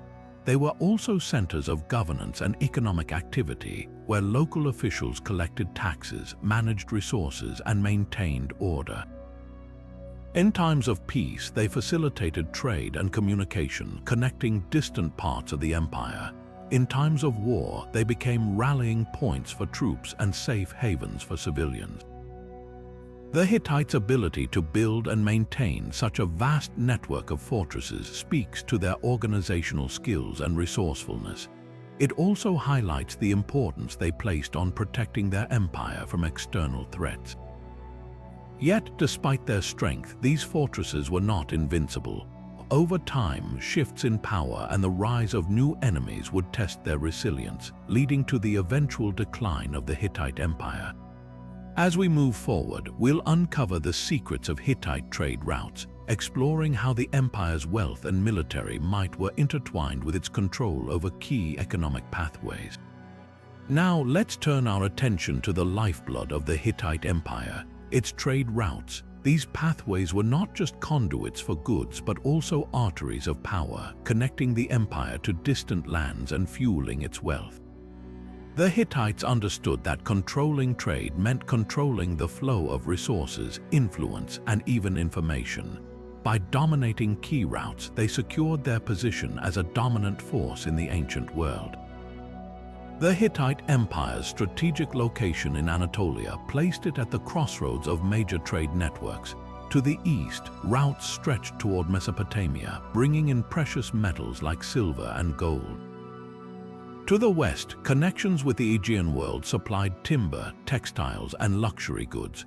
The north provided access to the Black Sea region, rich in minerals and agricultural products, while the south linked the empire to the Levant and Egypt, hubs of spices, incense, and exotic wares. This control over trade routes brought immense wealth to the Hittites, enabling them to fund their military campaigns and sustain their growing empire. Taxes on goods passing through their territories filled the royal coffers, while the exchange of ideas and technologies enriched their culture. The Hittites were particularly known for their mastery of ironworking, a skill they likely acquired through trade and then refined into a closely guarded secret.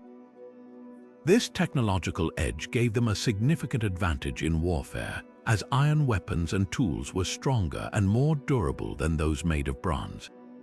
However, the wealth generated by trade also made the Hittites a target. Competing powers coveted their control over these lucrative routes, leading to frequent conflicts.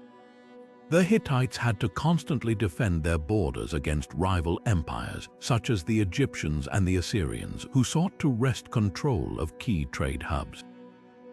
These clashes often escalated into full-scale wars, as both sides fought to secure access to resources and strategic advantages. One of the most contested regions was the area around Carchemish, a vital trade city located on the Euphrates River.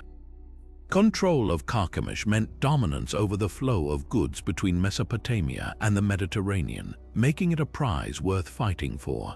The Hittites fortified the city and used it as a base to project their power, but it also became a flashpoint for conflict with neighboring empires. The Hittites' ability to manage and protect their trade routes was a testament to their organizational skills and military prowess. They established a network of outposts and garrisons along these routes, ensuring safe passage for merchants and swift response to threats. This system not only safeguarded their economic interests, but also reinforced their political influence, as local rulers and traders relied on Hittite protection. Yet the reliance on trade also had its vulnerabilities. Disruptions caused by warfare, natural disasters, or shifts in alliances could destabilize the empire's economy. Over time, as external pressures mounted and internal challenges arose, the Hittites' grip on these routes began to weaken, contributing to their eventual decline. As we delve deeper into the Hittite legacy, we'll explore how their art and sculpture captured the triumphs and struggles of their empire, immortalizing their warriors and rulers in stone. Now, let's shift our focus to the artistic legacy of the Hittites, where stone and clay became canvases for their triumphs and tales of valor. The Hittites were not only skilled warriors and traders, but also masterful artists who used their creativity to immortalize their empire's glory. Through their art and sculpture, they captured the essence of their military victories, celebrated their heroes, and conveyed their cultural identity to future generations. One of the most striking features of Hittite art is its emphasis on power and authority. Sculptures of kings and gods often depicted them in commanding poses, exuding strength and divine favor. These monumental works were not just decorative, they served as propaganda, reinforcing the ruler's legitimacy and the empire's might. For example, the famous Lion Gate at Hattusa, with its imposing stone lions, symbolized the Hittites' ability to protect their city and strike fear into their enemies. Relief carvings on temple walls and palace gates also played a significant role in showcasing Hittite military achievements. Scenes of battles, processions, and rituals were meticulously carved into stone, offering a visual narrative of their victories. These carvings often depicted chariots, soldiers, and weapons in intricate detail, highlighting the Hittites' advanced military technology and tactical prowess. The attention to detail in these works suggests a deep pride in their martial heritage and a desire to preserve it for posterity.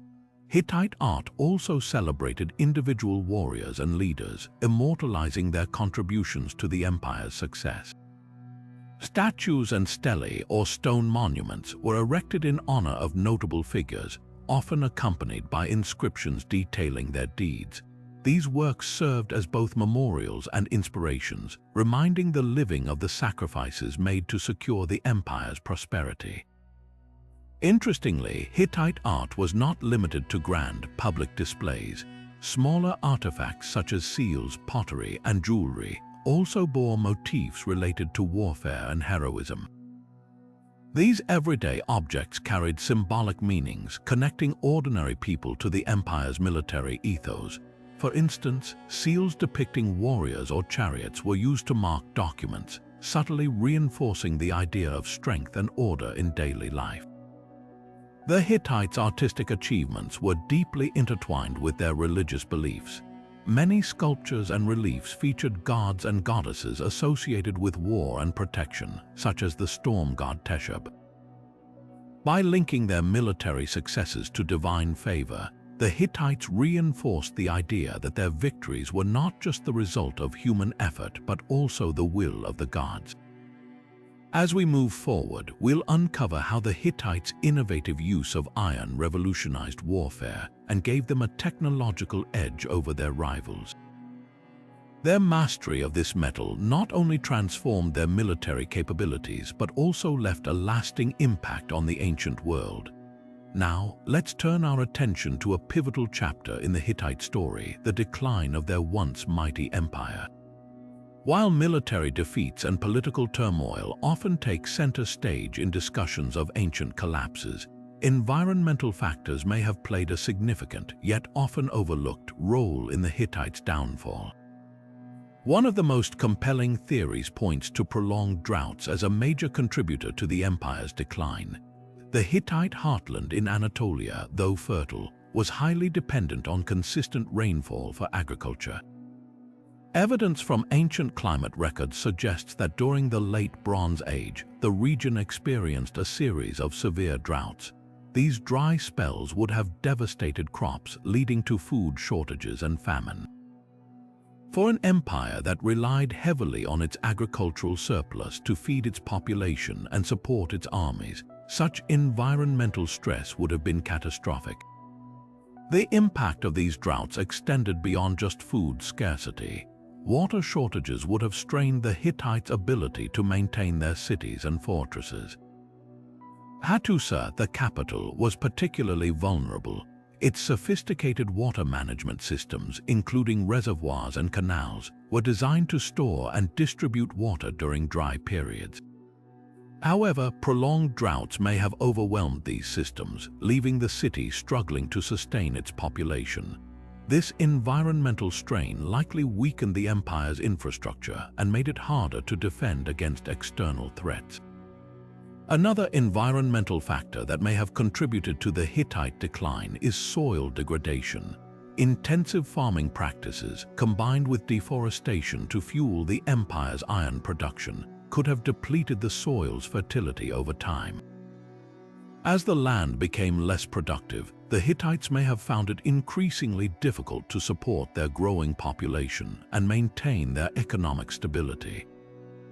This decline in agricultural output would have further exacerbated the empire's vulnerabilities, making it harder to recover from other challenges. Interestingly, some scholars also point to the possibility of climate-induced migration as a factor in the Hittite decline. As neighboring regions faced similar environmental pressures, populations may have been forced to move in search of better resources. This migration could have led to increased competition for land and resources, sparking conflicts that further destabilized the region. The Hittites, already weakened by internal and external pressures, may have struggled to cope with these additional challenges. While environmental factors alone may not fully explain the Hittite Empire's collapse, they undoubtedly played a significant role in creating the conditions for its decline. The combination of droughts, soil degradation, and resource scarcity would have placed immense strain on the empire, making it more vulnerable to the political and military crises that ultimately sealed its fate. As we continue our exploration, we'll delve into the fascinating world of Hittite-Egyptian correspondence, where letters between rulers reveal the intricate dance of diplomacy and rivalry that defined their relationship. These exchanges offer a unique window into the challenges and alliances that shaped the ancient world. Now, let's step into the world of ancient diplomacy, where letters exchanged between the Hittite and Egyptian rulers offer a rare glimpse into the complex relationship between these two great powers. These surviving correspondences, often referred to as the Amarna letters, are more than just historical artifacts. They are windows into the minds of kings, revealing their strategies, fears, and even their personal grievances. One of the most famous exchanges involves the Hittite king Hattusa III and the Egyptian pharaoh Ramses II. After years of conflict, including the epic Battle of Kadesh, these two rulers sought to establish peace through a series of carefully crafted letters. The tone of these messages shifts from formal diplomacy to almost personal conversations as they negotiate terms and address past grievances.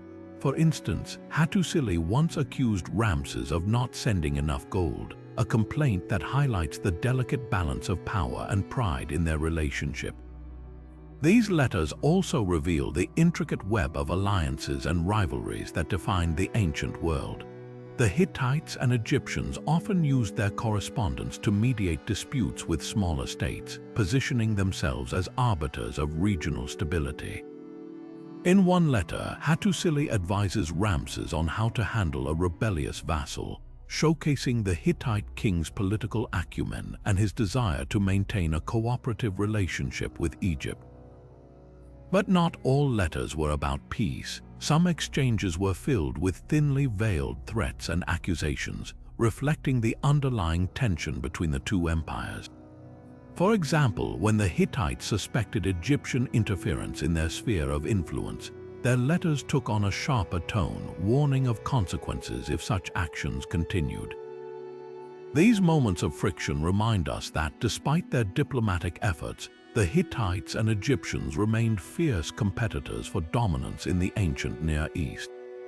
What makes these letters particularly fascinating is the way they humanize these ancient rulers. Beyond the grand titles and military conquests, we see them grappling with the same challenges that leaders face today, managing alliances, navigating rivalries, and striving for stability in an unpredictable world. The Hittite-Egyptian correspondence not only sheds light on their conflicts and diplomacy, but also offers a timeless lesson in the complexities of power and negotiation. As we move forward, we'll explore another intriguing aspect of Hittite history, the role of their queens, particularly Pujuhepa, whose influence extended far beyond the throne. Her story reveals how diplomacy and leadership were not just the domain of kings, but also of the women who shaped the empire's destiny. Now, let's turn our attention to the silent guardians of Hittite history, the royal tombs. These ancient burial sites, hidden beneath the earth, hold secrets that have fascinated archaeologists and historians for centuries. The Hittites, like many ancient civilizations, believed in an afterlife, and their tombs were designed not just as resting places for their rulers, but as monuments to their power and legacy. The construction of these tombs reflects the Hittites' advanced engineering skills. Carved into rock or built with massive stone blocks, the tombs were often located in remote, sacred areas, ensuring their protection and sanctity. Some tombs were adorned with intricate carvings and inscriptions depicting scenes of the ruler's life, their victories in battle, and their connection to the gods. These artistic elements provide a glimpse into how the Hittites viewed their leaders not just as mortal kings, but as divine figures destined for immortality. Inside the tombs, archaeologists have uncovered a wealth of artifacts, from weapons and jewelry to ceremonial objects and offerings. These items were carefully chosen to accompany the ruler into the afterlife, reflecting their status and the Hittites' beliefs about the journey beyond death. For example, weapons symbolized the ruler's role as a warrior king, while jewelry and precious metals highlighted their wealth and divine favor. Some tombs even contain tablets inscribed with prayers and rituals, offering insights into the religious practices of the Hittites. One of the most intriguing aspects of these tombs is what they reveal about the rulers themselves. The grandeur of the burial sites suggests that the Hittite kings were deeply concerned with their legacy and how they would be remembered. The tombs were not just private resting places, but public statements of power, designed to inspire awe and reverence for generations to come. Yet, despite their grandeur, many questions remain. Why were some tombs left unfinished? What happened to the treasures that were likely looted over the centuries? And what can the remains of the rulers themselves tell us about their lives and deaths? These mysteries continue to challenge researchers, offering tantalizing clues about the Hittite civilization and its rulers. As we move forward, we'll delve into another fascinating aspect of Hittite history, the role of mercenaries in their military campaigns. These outsiders, often recruited from distant lands, played a crucial role in shaping the empire's fortunes on the battlefield. Now, let's shift our focus to a lesser-known but equally fascinating aspect of Hittite warfare: the role of mercenaries. These hired soldiers, often coming from distant lands, played a significant part in shaping the Hittite military's strength and strategy. Unlike the native Hittite warriors, mercenaries brought unique skills, weapons, and tactics to the battlefield, making them invaluable assets in the empire's many conflicts. The Hittites, known for their pragmatic approach to warfare, frequently recruited mercenaries to bolster their armies. These fighters came from regions as far as the Aegean, the Caucasus, and even beyond. Some were skilled archers, others expert horsemen, and many brought specialized knowledge of siege warfare or guerrilla tactics. By integrating these diverse talents, the Hittites could adapt to different battle scenarios, giving them an edge over their enemies. One of the most intriguing aspects of Hittite mercenaries is their motivation. Unlike the native soldiers who fought out of loyalty to their king or empire, mercenaries were driven by payment, promises of land, or the chance to gain prestige. This transactional relationship meant that the Hittites had to carefully manage their mercenary forces, ensuring they remained loyal and effective. Historical records suggest that the Hittites often rewarded their mercenaries generously, offering them a share of the spoils of war or even positions of honor within the empire. The impact of mercenaries on Hittite battles cannot be overstated. In key conflicts such as the siege of Carchemish or the clashes with Egypt, mercenaries often formed the backbone of the Hittite forces. Their presence allowed the Hittites to field larger armies and sustain prolonged campaigns, even when their own troops were stretched thin. Additionally, mercenaries brought new perspectives and innovations to Hittite warfare, influencing everything from battle formations to the use of specialized weapons. However, relying on mercenaries was not without risks. Their loyalty was not guaranteed, and there are accounts of mercenaries switching sides or abandoning the battlefield when the tide turned against them. This unpredictability forced the Hittites to strike a delicate balance, leveraging the strengths of their mercenaries while minimizing the potential for betrayal. As we explore the Hittite military further, we'll uncover how these mercenaries fit into the broader picture of Hittite warfare and what their presence reveals about the empire's strategies and challenges. Next, we'll turn our attention to the rituals and ceremonies that prepared Hittite soldiers for battle, shedding light on the spiritual side of their military might. Now, let's step into the spiritual realm of the Hittite military, where warfare was not just a matter of strategy and strength, but also a deeply religious endeavor. For the Hittites, every battle was a sacred act, intertwined with their beliefs and the will of their gods. Before any campaign, elaborate rituals were performed to seek divine favor and ensure victory on the battlefield. One of the most important pre-battle rituals involved offerings to the gods. The Hittites believed that their deities held the power to sway the outcome of wars, so they spared no effort in appeasing them. Animals such as sheep and oxen were often sacrificed, and their blood was used to purify the soldiers and their weapons. These ceremonies were conducted by priests who acted as intermediaries between the mortal world and the divine. The rituals were not just symbolic, they were seen as essential to securing the gods' support and ensuring the army's success.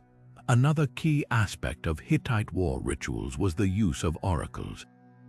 Before engaging in battle, commanders would consult oracles to predict the outcome and receive guidance from the gods. These oracles were often interpreted through the behavior of animals, the patterns of smoke from sacrificial fires, or even the movement of celestial bodies. If the omens were unfavorable, the Hittites might delay their attack or alter their strategy, believing that the gods were warning them of impending danger. After a battle, whether victorious or not, the Hittites continued their religious practices. Victories were celebrated with grand ceremonies of thanksgiving, where the spoils of war were offered to the gods as a sign of gratitude. Defeats, on the other hand, were seen as a sign of divine displeasure. prompting the Hittites to perform rituals of atonement to regain the gods' favor. These post-battle ceremonies often included prayers, additional sacrifices, and purification rites to cleanse the army of any spiritual contamination. The significance of these rituals extended beyond the battlefield. They reinforced the idea that the Hittite king, as the chief priest and representative of the gods, was divinely chosen to lead his people. By performing these ceremonies, the king demonstrated his connection to the divine and his role as the protector of the empire. This spiritual dimension of warfare not only motivated the soldiers but also united the empire under a shared belief system, strengthening their resolve in times of conflict. As we move forward, we'll explore how these rituals influenced the Hittites' approach to warfare and how their faith shaped their military strategies. Next, we'll delve into the frequent skirmishes along the Hittite-Egyptian border, uncovering the tensions that define this ancient rivalry. Now, let's turn our attention to the simmering tensions along the Hittite-Egyptian border, a region that became a flashpoint for conflict between these two ancient superpowers. This stretch of land, rich in resources and strategic importance, was a constant source of friction, with both empires vying for control and dominance. The border conflicts were not just isolated skirmishes, they were part of a larger struggle for supremacy in the ancient Near East. The Hittites and Egyptians had long been rivals, each seeking to expand their influence and secure their borders. The region of Syria, in particular, became a battleground where their ambitions clashed. Cities like Kadesh and Amurru were hotly contested, as controlling these areas meant dominance over key trade routes and access to valuable resources. The Hittites, with their formidable military and advanced siege tactics, often pushed southward, while the Egyptians, under powerful pharaohs like Ramses II, sought to defend their northern territories and reclaim lost ground. One of the most significant conflicts along this border was the Battle of Kadesh, which we've touched on earlier. However, this was just one chapter in a long history of border skirmishes. Smaller clashes were frequent, with both sides launching raids, ambushes, and counterattacks. These skirmishes were often brutal, with villages pillaged, crops destroyed, and populations displaced. The borderlands became a zone of instability, where neither empire could fully assert control without provoking a response from the other. The impact of these conflicts extended far beyond the battlefield. For the Hittites, maintaining control over the border regions was crucial to their economy and security. The trade routes passing through Syria were vital for the flow of goods, including timber, metals, and luxury items. Losing control of these routes would have weakened the Hittite economy and left their empire vulnerable to further incursions. Similarly, for the Egyptians, securing their northern frontier was essential to protecting their heartland and maintaining their status as a dominant power. These border conflicts also had a profound effect on the people living in the region. Caught between two warring empires, local populations often faced the brunt of the violence. Cities and towns were repeatedly sacked, and their inhabitants were forced to adapt to the shifting tides of power. Some allied with the Hittites, while others sought protection from the Egyptians, creating a complex web of alliances and betrayals. As we'll see in the next section, these border tensions were not just about territory, they were also about prestige and the desire to assert dominance over a rival. The Hittites and Egyptians were locked in a struggle that shaped the course of their histories, leaving a legacy of conflict and diplomacy that continues to fascinate us today. Now, let's step into the shadowy world of Hittite espionage, where deception and intelligence gathering played a crucial role in their military strategy. The Hittites were not only masters of open warfare, but also skilled in the art of covert operations, using spies to outmaneuver their enemies and secure their dominance. Espionage was a key tool in the Hittite arsenal, allowing them to gather critical information about enemy movements, fortifications, and plans. Their spies, often disguised as merchants, travelers, or even defectors, infiltrated rival territories with remarkable skill. These agents were trained to blend in seamlessly, gaining the trust of local populations and officials to extract valuable intelligence. One of the most effective methods employed by Hittite spies was the use of coded messages. These messages, often written in cuneiform on clay tablets, were designed to be indecipherable to anyone who intercepted them. The Hittites also used oral codes and signals, ensuring that even if a spy was captured, the information they carried would remain secure. This level of sophistication in communication gave the Hittites a significant advantage, allowing them to coordinate their strategies without fear of exposure. The success of Hittite espionage can be seen in several key campaigns. For example, during their conflicts with the Egyptians, Hittite spies provided detailed reports on Egyptian troop movements and supply lines, enabling the Hittites to plan their attacks with precision. In one notable instance, Hittite agents infiltrated an Egyptian camp, gathering information that led to a decisive victory at the Battle of Kadesh. But espionage wasn't just about gathering information, it was also about spreading disinformation. The Hittites were known to plant false intelligence among their enemies, creating confusion and misdirection. By feeding their rivals misleading reports, they could manipulate enemy decisions and create opportunities for surprise attacks. The role of spies extended beyond the battlefield as well.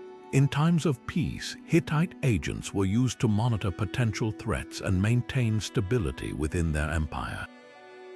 They kept a close watch on vassal states and neighboring powers, ensuring that any signs of rebellion or aggression were swiftly dealt with. As we move forward, we'll explore how these covert operations influenced the broader strategies of the Hittite military and shaped the outcomes of their wars. The legacy of Hittite espionage reminds us that in the ancient world, victory often depended not just on strength and numbers, but on cunning and secrecy. Now, let's turn our attention to a lesser-known but equally fascinating aspect of Hittite history, the vital role of women in their wars and diplomacy. While the Hittite military is often celebrated for its male warriors and strategists, women played a crucial part in shaping the empire's success both on and off the battlefield. Hittite women were not merely passive figures in the background. They were active participants in the empire's defense and governance. One of the most prominent examples is Queen Pujuhepa, who ruled alongside her husband, King Hattusa III. Pujuhepa was not only a queen but also a skilled diplomat, negotiating treaties and alliances that secured the empire's stability. Her correspondence with Egyptian royalty, including Queen Nefertari, reveals her mastery of diplomacy and her ability to navigate complex political landscapes. In times of war, Hittite women often took on the role of defenders. While they may not have fought on the front lines, they were responsible for protecting their homes and communities when men were away at battle. Archaeological evidence suggests that women were involved in fortifying cities, organizing supplies, and even leading local militias in emergencies. Their contributions ensured that the empire's heartlands remained secure even during prolonged conflicts. Women also played a key role in maintaining morale and unity within the empire. As priestesses, they conducted rituals to honor the gods and seek divine favor before battles. These ceremonies were not just symbolic, they were believed to influence the outcome of wars, and the participation of women in these rites highlights their spiritual and cultural significance. Beyond their roles in defense and religion, Hittite women were instrumental in fostering alliances through marriage. Royal marriages were a common diplomatic tool, and Hittite princesses were often sent to marry foreign rulers, cementing political ties and ensuring peace. These women acted as bridges between cultures, using their influence to strengthen the empire's relationships with its neighbors. The legacy of Hittite women reminds us that their contributions were multifaceted and indispensable. Whether as defenders, diplomats, or spiritual leaders, they played a vital role in the empire's survival and success. As we continue to uncover the mysteries of the Hittite world, it's clear that their story is incomplete without acknowledging the women who shaped it. Next, we'll explore how the Hittite legal system influenced their approach to war and peace, shedding light on the rules that governed their society and their conflicts. Now, let's shift our focus to a fascinating yet often overlooked aspect of Hittite history: the intricate relationship between trade and warfare. The Hittite-Egyptian trade wars were not just about wealth. They were a complex interplay of economics, politics, and military strategy that shaped the ancient world. Trade was the lifeblood of both the Hittite and Egyptian empires, fueling their economies and enabling their military ambitions. The Hittites controlled key trade routes that connected Anatolia to Mesopotamia and the Mediterranean, giving them access to valuable resources like timber, metals, and grain.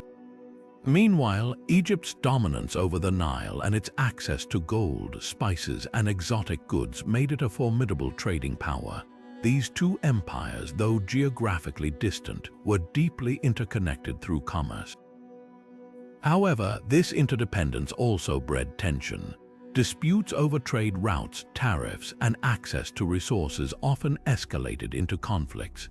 One of the most significant flashpoints was the competition for control over the Levant, a region rich in resources and strategically located between the two empires. The Levant served as a vital corridor for trade, and both the Hittites and Egyptians sought to dominate it. This rivalry led to frequent skirmishes and at times full-scale wars. One notable example of trade-driven conflict was the struggle over the city of Ugarit, a major trading hub in the Levant.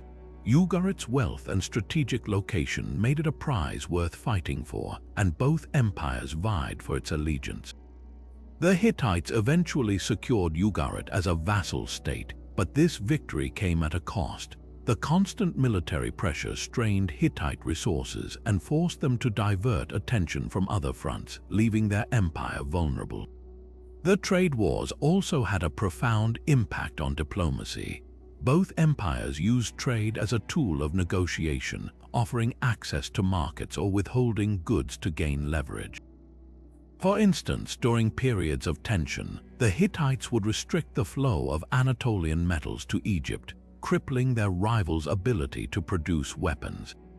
Similarly, Egypt would block shipments of grain to Hittite territories, creating food shortages and unrest. These economic tactics often pushed the two empires closer to open conflict.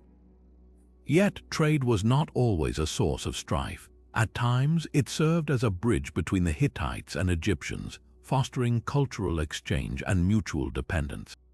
The famous peace treaty between Hattusa III and Ramses II, for example, included provisions for trade, ensuring that both empires benefited from their relationship. This delicate balance between cooperation and competition highlights the dual nature of trade in the ancient world. The Hittite-Egyptian trade wars remind us that wealth and conflict were deeply intertwined in the ancient world.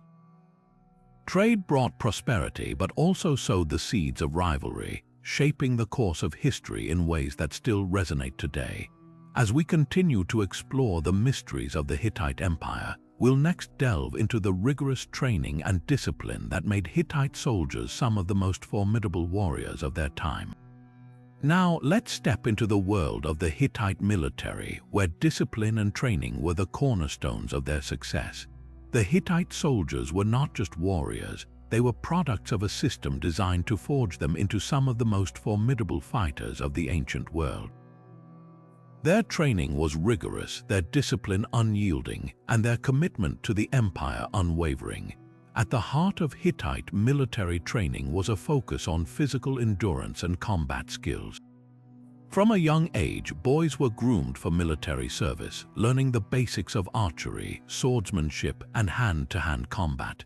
This early preparation ensured that by the time they joined the ranks, they were already adept in the fundamentals of warfare.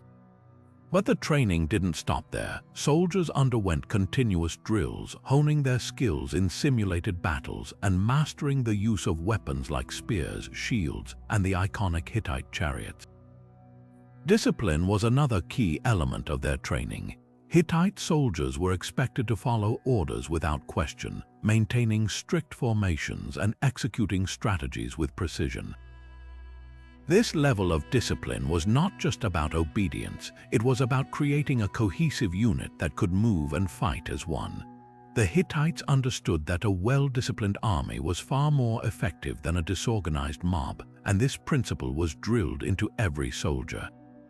The Hittites also placed a strong emphasis on mental toughness. Soldiers were trained to endure harsh conditions, from scorching deserts to freezing mountains, without losing focus or morale. They were taught to adapt to changing battlefields, think strategically, and remain calm under pressure. This mental resilience gave them a significant edge in prolonged conflicts, where endurance often determined the outcome. Another unique aspect of Hittite military training was their use of chariots. Charioteers underwent specialized training to master the art of maneuvering these fast, agile vehicles in battle. They practiced coordinating with infantry units, launching precise attacks, and retreating swiftly when necessary. The Hittite chariot corps became a symbol of their military might, striking fear into the hearts of their enemies. The Hittites also recognized the importance of teamwork. Soldiers were trained to fight not as individuals but as part of a larger unit. They learned to trust their comrades, cover each other's weaknesses, and exploit the strengths of their formation. This sense of camaraderie and mutual reliance was crucial in battles where coordination could mean the difference between victory and defeat. The results of this intense training were evident on the battlefield. Hittite soldiers were known for their speed, precision, and ability to execute complex strategies. They could outmaneuver larger forces, adapt to unexpected challenges, and maintain their composure even in the face of overwhelming odds. Their reputation as fierce warriors was well earned, and their training played a pivotal role in the empire's military successes. As we reflect on the Hittite military's training methods, it's clear that their approach was ahead of its time. They understood that a strong army was built not just on weapons and numbers, but on discipline, skill, and unity. Next, we'll explore how this military prowess influenced the cultural exchanges between the Hittites and their neighbors, shaping the ancient world in unexpected ways.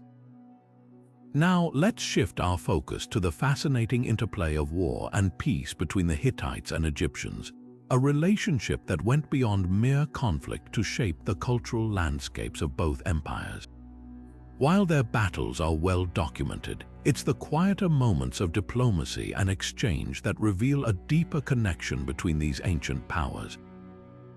The Hittite-Egyptian rivalry, marked by epic clashes like the Battle of Kadesh, was not just a story of swords and chariots. It was also a tale of two civilizations learning from each other, even as they competed for dominance. After the dust of battle settled, the Hittites and Egyptians often found themselves at the negotiating table, forging treaties and alliances that opened the door to cultural exchange. One of the most striking examples of this exchange was the sharing of artistic and architectural ideas. The Hittites, known for their impressive fortresses and monumental sculptures, began incorporating Egyptian motifs into their art. Similarly, Egyptian artisans drew inspiration from Hittite designs, blending them with their own traditions to create unique works that reflected the interconnectedness of their worlds. This cross-pollination of styles can still be seen in the ruins of both empires, where the echoes of their shared history remain etched in stone. Trade also played a significant role in this cultural dialogue. The Hittites and Egyptians exchanged goods ranging from precious metals and textiles to exotic spices and luxury items. These trade routes not only brought wealth but also facilitated the flow of ideas, technologies, and customs. For instance, the Hittites' mastery of ironworking influenced Egyptian metallurgy, while Egyptian advancements in medicine and agriculture found their way into Hittite society. Perhaps the most intriguing aspect of this exchange was the blending of religious practices. The Hittites, with their pantheon of gods, began to adopt certain Egyptian deities into their own worship, while Egyptian temples occasionally honored Hittite gods. This mutual respect for each other's spiritual traditions highlights a level of cultural openness that transcended their political rivalries. Even in the realm of language and writing, the two empires influenced each other. The Hittites, who used cuneiform script, were exposed to Egyptian hieroglyphs through diplomatic correspondence and trade agreements. Over time, elements of Egyptian writing styles began to appear in Hittite inscriptions, creating a fascinating fusion of linguistic traditions. The Hittite-Egyptian cultural exchange reminds us that even in times of conflict, humanity has the capacity to learn, adapt, and grow. Their story is a testament to the power of diplomacy and the enduring impact of cultural connections. As we move forward, we'll delve into another intriguing chapter of Hittite history, the debated connection between the Hittites and the legendary Trojan War, where myth and history intertwine in unexpected ways.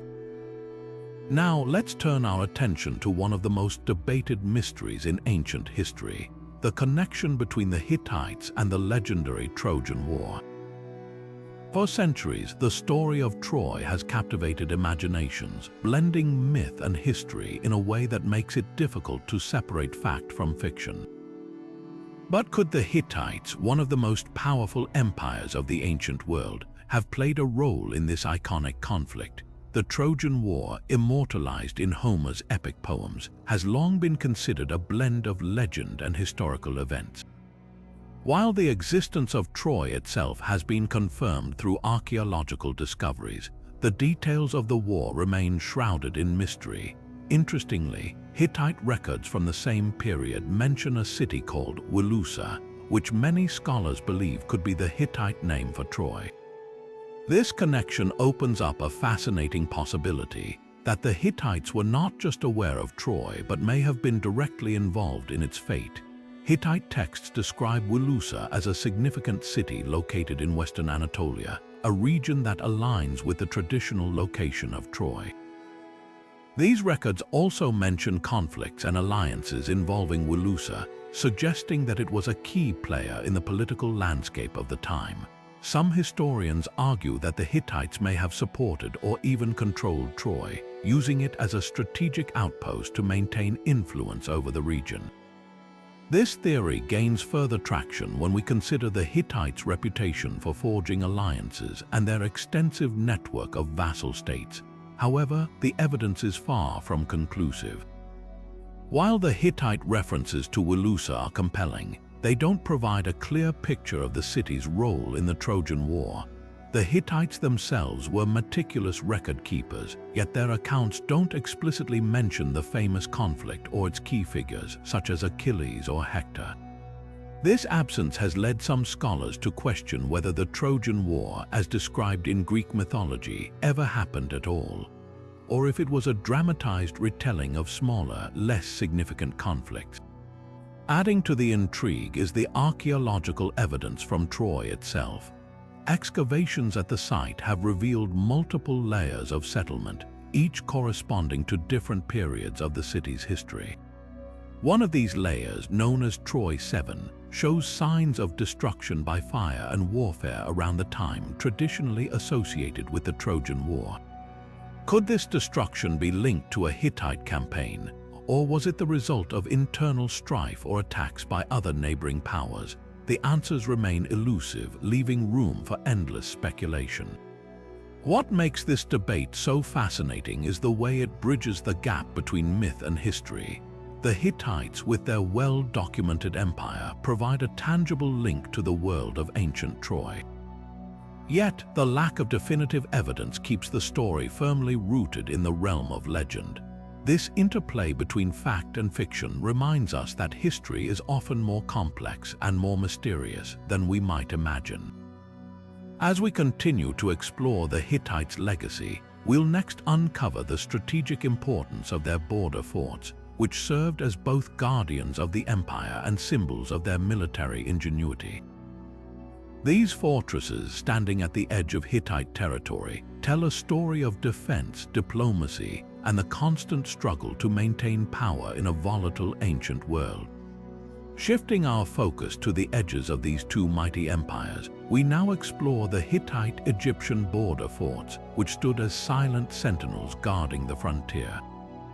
These forts were more than just military installations. They were symbols of power, diplomacy, and the constant tension between two ancient superpowers. The Hittites and Egyptians, locked in a centuries-long rivalry, understood the importance of securing their borders. To protect their territories and maintain control over key trade routes, both empires constructed a series of formidable forts along their shared frontier.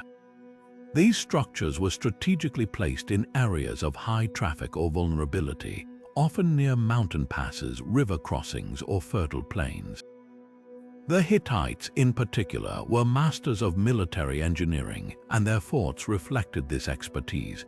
Built with thick stone walls, watchtowers, and intricate gate systems, these fortresses were designed to withstand prolonged sieges and deter potential invaders. But the border forts were not just about defense. They also served as hubs of diplomacy and trade. Situated at the crossroads of empires, these forts became meeting points for merchants, diplomats, and travelers. Goods, ideas, and even cultural practices flowed through these outposts, creating a unique blend of Hittite and Egyptian influences. For instance, archaeological evidence suggests that some forts housed markets where goods from both empires were exchanged, fostering a fragile but vital economic connection between the two rivals. The strategic importance of these forts cannot be overstated. They allowed the Hittites to project their power deep into contested territories, ensuring that their influence extended far beyond their core land. At the same time, they acted as early warning systems, alerting the empire to any movements by Egyptian forces or other potential threats. This dual role made the forts indispensable to the Hittite military strategy, enabling them to respond swiftly to any incursions or uprisings. Interestingly, the forts also played a role in the delicate dance of diplomacy between the Hittites and Egyptians. During periods of relative peace, these structures became symbols of mutual respect and cooperation. Treaties and agreements were often negotiated within their walls, and they served as neutral ground for resolving disputes. However, when tensions flared, the forts quickly transformed into flashpoints of conflict, with both sides vying for control of these critical positions. The legacy of these border forts extends beyond their military and diplomatic functions. They offer us a glimpse into the daily lives of the soldiers and civilians who lived and worked within their walls. Excavations have revealed barracks, storage rooms, and even temples, suggesting that these forts were more than just military outposts. They were thriving communities. The artifacts found at these sites, from weapons to pottery to personal items, tell stories of resilience, adaptation, and the human cost of maintaining an empire. As we reflect on the role of these border forts, it's clear that they were more than just stone and mortar. They were the physical embodiment of the Hittite-Egyptian rivalry, standing as both barriers and bridges between two great civilizations. Their construction and strategic placement reveal the ingenuity and foresight of the Hittites, who understood that controlling the frontier was key to maintaining their empire. Next, we'll delve into the fascinating world of Hittite-Egyptian naval battles, exploring the myths and evidence surrounding their maritime conflicts.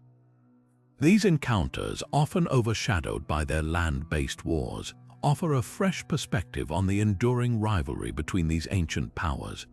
Turning our attention to the waters that divided these ancient rivals, we now explore the intriguing question of Hittite-Egyptian naval battles. While much of their rivalry played out on land, the possibility of maritime conflicts adds another layer to their storied history. Did these two powers ever clash at sea, or are these tales merely myths? Let's dive into the evidence and uncover the truth behind these maritime mysteries. The idea of Hittite-Egyptian naval battles is both fascinating and controversial. Unlike their well-documented land wars, evidence of sea-based conflicts is scarce and often open to interpretation. The Hittites, primarily known as a land-based empire, were not traditionally seen as a naval power. Their heartland in Anatolia was far from major seas, and their military focus was on chariots, infantry, and fortifications. However, this doesn't mean they entirely neglected their maritime capabilities. Archaeological findings suggest that the Hittites did have access to ships, particularly along the southern coast of Anatolia, where they controlled key ports. These ports, such as Ura, served as vital hubs for trade and military logistics. The Hittites likely used ships to transport troops, supplies, and goods, especially during campaigns in regions like Cyprus or along the eastern Mediterranean coast. But were these ships ever used in direct combat against the Egyptians? On the Egyptian side, the picture is clearer. The Egyptians were no strangers to naval warfare. Their control of the Nile and access to the Mediterranean gave them a strong maritime tradition. Egyptian records and artwork depict their ships engaging in battles, transporting armies, and even conducting raids along coastal territories.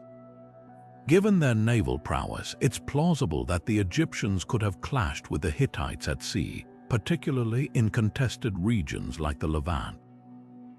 One of the most debated pieces of evidence comes from the Amarna letters, a collection of diplomatic correspondence between Egyptian pharaohs and foreign rulers. Some letters mention conflicts involving ships, but they are often vague and open to interpretation. For example, a letter from the king of Elashia, modern-day Cyprus, references attacks by men of the sea, but it's unclear whether these were Hittite forces or other seafaring groups. Another intriguing clue comes from the Hittite archives, which occasionally mention naval activities. One text describes a Hittite king sending ships to assist an ally, while another references the capture of enemy vessels. While these accounts don't explicitly mention battles with the Egyptians, they do suggest that the Hittites had some level of naval capability and were willing to use it when necessary. Despite these tantalizing hints, the lack of definitive evidence leaves the question of Hittite-Egyptian naval battles unresolved. Some historians argue that any maritime encounters between the two powers would have been minor skirmishes rather than full-scale battles. Others believe that the absence of evidence doesn't necessarily mean these conflicts never occurred, as naval engagements were less likely to leave behind the same kind of archaeological record as land battles. What we do know is that the Mediterranean was a bustling arena of trade, diplomacy, and occasional conflict during this period. The Hittites and Egyptians, as dominant powers, would have been keenly aware of the strategic importance of controlling key ports and sea routes. Even if direct naval battles were rare, the threat of maritime conflict likely influenced their strategies and alliances. As we piece together the fragments of evidence, it's clear that the Hittite-Egyptian rivalry extended beyond the battlefield. Whether or not they clashed at sea, their competition for control of the Mediterranean's resources and trade routes shaped the course of ancient history. The myths and mysteries surrounding their naval encounters remind us that there is still much to uncover about these two great civilizations. Next, we'll explore another fascinating chapter in their shared history, the Hittite-Egyptian royal marriages, a tool of diplomacy that sought to bridge the divide between these ancient rivals. These unions, often arranged to secure peace and alliances, reveal the complex interplay of politics, power, and personal relationships in the ancient world. Shifting our focus from the battlefield to the realm of diplomacy, we now explore one of the most intriguing aspects of Hittite-Egyptian relations, royal marriages. These unions, often arranged to secure peace and strengthen alliances, reveal the delicate balance of power and politics in the ancient world. Far from being mere ceremonies, these marriages were strategic tools that shaped the course of history. The most famous example of such a union was the marriage between the Hittite princess Mothoneferia and the Egyptian pharaoh Ramses II. This marriage was not just a personal alliance but a political masterstroke. Following the Battle of Kadesh and the subsequent peace treaty, tensions between the Hittites and Egyptians remained high. To solidify the fragile peace, the Hittite king Hattusa III proposed a marriage alliance, offering his daughter to Ramses. The journey of Mothoneferia to Egypt was a grand spectacle, symbolizing the newfound bond between the two empires. Egyptian records describe her arrival with great pomp, highlighting the importance of this union. For the Hittites, this marriage was a way to ensure Egyptian support and deter future conflicts. For the Egyptians, it was an opportunity to showcase their dominance while securing a powerful ally. But this was not the only royal marriage between the two powers. Earlier, during the reign of the Hittite king Suppiluliuma I, a similar proposal was made. The widow of the Egyptian pharaoh Tutankhamun, known as Ankhesenamun, reportedly sent a letter to Suppiluliuma requesting one of his sons to marry her and become the new pharaoh. This bold move was an attempt to stabilize Egypt during a period of political turmoil. However, the plan ended in tragedy when the Hittite prince Zananza was murdered on his way to Egypt, sparking further tensions between the two empires. These marriages were not just about political alliances, they also had significant cultural implications. The exchange of royal brides often brought with it a blending of traditions, art, and even religious practices. For instance, Mothoneferu's presence in Egypt introduced Hittite customs to the Egyptian court, while Egyptian influences made their way into Hittite culture through diplomatic exchanges. The success of these marriages, however, was not guaranteed. While some unions, like that of Mothoneferu and Ramses, achieved their intended goals, others, like the ill-fated proposal involving Zananza, ended in disaster. These outcomes highlight the precarious nature of diplomacy in the ancient world, where personal relationships and political ambitions often clashed. What makes these royal marriages particularly fascinating is the way they reflect the complexities of Hittite-Egyptian relations. They were not just about peace or war, but about the intricate dance of power, trust, and mutual interest. Each marriage was a calculated move designed to strengthen alliances, secure borders, and project influence.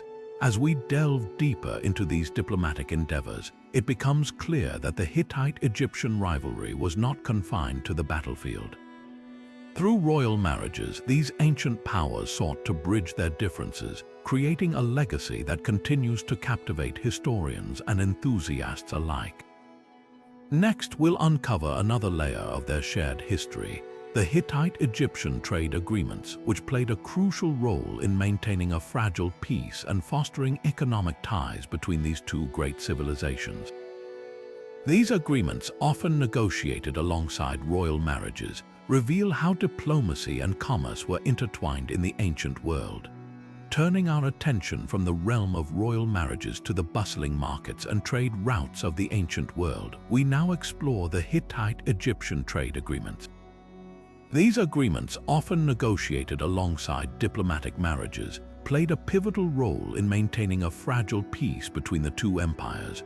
While battles and alliances dominated their history, commerce became a silent yet powerful force that shaped their relationship. Trade between the Hittites and Egyptians was not just about exchanging goods, it was a strategic tool for fostering stability. The Hittites, known for their advanced metallurgy, supplied Egypt with valuable resources like iron, copper, and silver. In return, Egypt provided the Hittites with gold, grain, and luxury items such as fine linen and precious stones. This exchange of goods was more than economic. It was a symbol of mutual dependence and a way to reduce the likelihood of conflict. One of the most significant trade agreements was established after the marriage alliance between Mothoneferu and Ramses II. This agreement formalized the flow of goods between the two empires, ensuring that both sides benefited economically. Egyptian records mention caravans laden with treasures traveling between the two capitals, while Hittite texts highlight the importance of Egyptian grain during times of famine. These trade routes became lifelines, connecting distant regions and fostering a sense of interdependence. However, these agreements were not without challenges. The Hittite-Egyptian border was a hotbed of tension, with frequent skirmishes threatening to disrupt trade. Both empires had to navigate the delicate balance of maintaining their military strength while ensuring that commerce continued uninterrupted. This required constant negotiation and trust, which was not always easy to achieve. the trade agreements also had cultural implications. As goods moved between the empires, so did ideas, technologies, and artistic influences. Egyptian artisans adopted Hittite metalworking techniques, while Hittite craftsmen incorporated Egyptian motifs into their designs. This cultural exchange enriched both civilizations, creating a shared legacy that extended beyond politics and warfare. Yet, the fragility of these agreements cannot be overstated. They relied heavily on the goodwill of both parties, and any shift in power or political instability could jeopardize the entire system. For instance, during periods of internal strife in either empire, trade routes were often disrupted, leading to economic strain and renewed tensions. What makes these trade agreements so fascinating is their dual nature. On one hand, they were practical arrangements that addressed the economic needs of both empires. On the other, they were diplomatic tools that helped maintain peace and foster cooperation. They remind us that even in a world dominated by war, commerce could serve as a bridge between rival powers. As we reflect on these agreements, it becomes clear that the Hittite-Egyptian relationship was far more complex than a simple rivalry. Through trade, they found a way to coexist, even if only temporarily. These agreements stand as a testament to the ingenuity of ancient diplomacy, where economic interests and political ambitions intertwine to shape the course of history. Next, we'll delve into the shadowy world of Hittite-Egyptian espionage, where spies and informants played a crucial role in the ongoing rivalry between these two great civilizations. This hidden aspect of their relationship reveals yet another layer of intrigue in their shared history. Shifting from the bustling trade routes to the shadowy corridors of ancient espionage, we now uncover the clandestine world of Hittite-Egyptian spies. This hidden aspect of their rivalry reveals a complex web of intrigue, where information was as valuable as any weapon on the battlefield. The Hittites and Egyptians both understood the power of intelligence. Spies and informants played a crucial role in their ongoing struggle for dominance, gathering secrets that could tip the scales in their favor. These agents operated in the shadows, infiltrating enemy territories, eavesdropping on diplomatic meetings, and even spreading misinformation to sow discord. One of the most fascinating examples of Hittite espionage comes from their efforts to monitor Egyptian military movements. Hittite spies, often disguised as merchants or travelers, would blend into Egyptian cities, gathering details about troop deployments, supply routes, and fortifications. This intelligence allowed the Hittites to anticipate Egyptian strategies and prepare their defenses accordingly. On the other side, Egyptian spies were equally resourceful. They infiltrated Hittite courts posing as diplomats or servants to uncover plans for upcoming campaigns or alliances. Egyptian records mention the capture of Hittite spies, highlighting the constant back and forth of this covert war. These agents risked their lives to deliver critical information, knowing that discovery could mean torture or execution. The use of espionage extended beyond military intelligence. Both empires employed spies to monitor each other's economic activities, ensuring that trade agreements were being honored and that no side was gaining an unfair advantage. This economic espionage often involved intercepting caravans, bribing officials, or even sabotaging rival trade routes. One particularly intriguing case involved a Hittite spy who managed to infiltrate the Egyptian royal court. Disguised as a scribe, this agent gained access to confidential documents, including details of Egypt's alliances with neighboring states. This information allowed the Hittites to counter Egyptian influence in the region, showcasing the strategic importance of espionage in their rivalry. The Hittites also excelled in psychological warfare, using spies to spread rumors and create doubt among their enemies. For instance, they would plant false information about internal rebellions or impending invasions, causing confusion and weakening Egyptian morale. This tactic often delayed Egyptian responses, giving the Hittites a critical advantage. Despite the risks, espionage was a vital tool for both empires. It allowed them to stay one step ahead of their rival, turning the tide of battles and shaping the course of their long-standing conflict. The stories of these ancient spies remind us that warfare in the ancient world was not just fought with swords and chariots, but also with cunning and deception. As we delve deeper into this shadowy world, it becomes clear that espionage was more than just a sideshow in the Hittite-Egyptian rivalry. It was a central element of their struggle, revealing the lengths to which both empires would go to secure their dominance.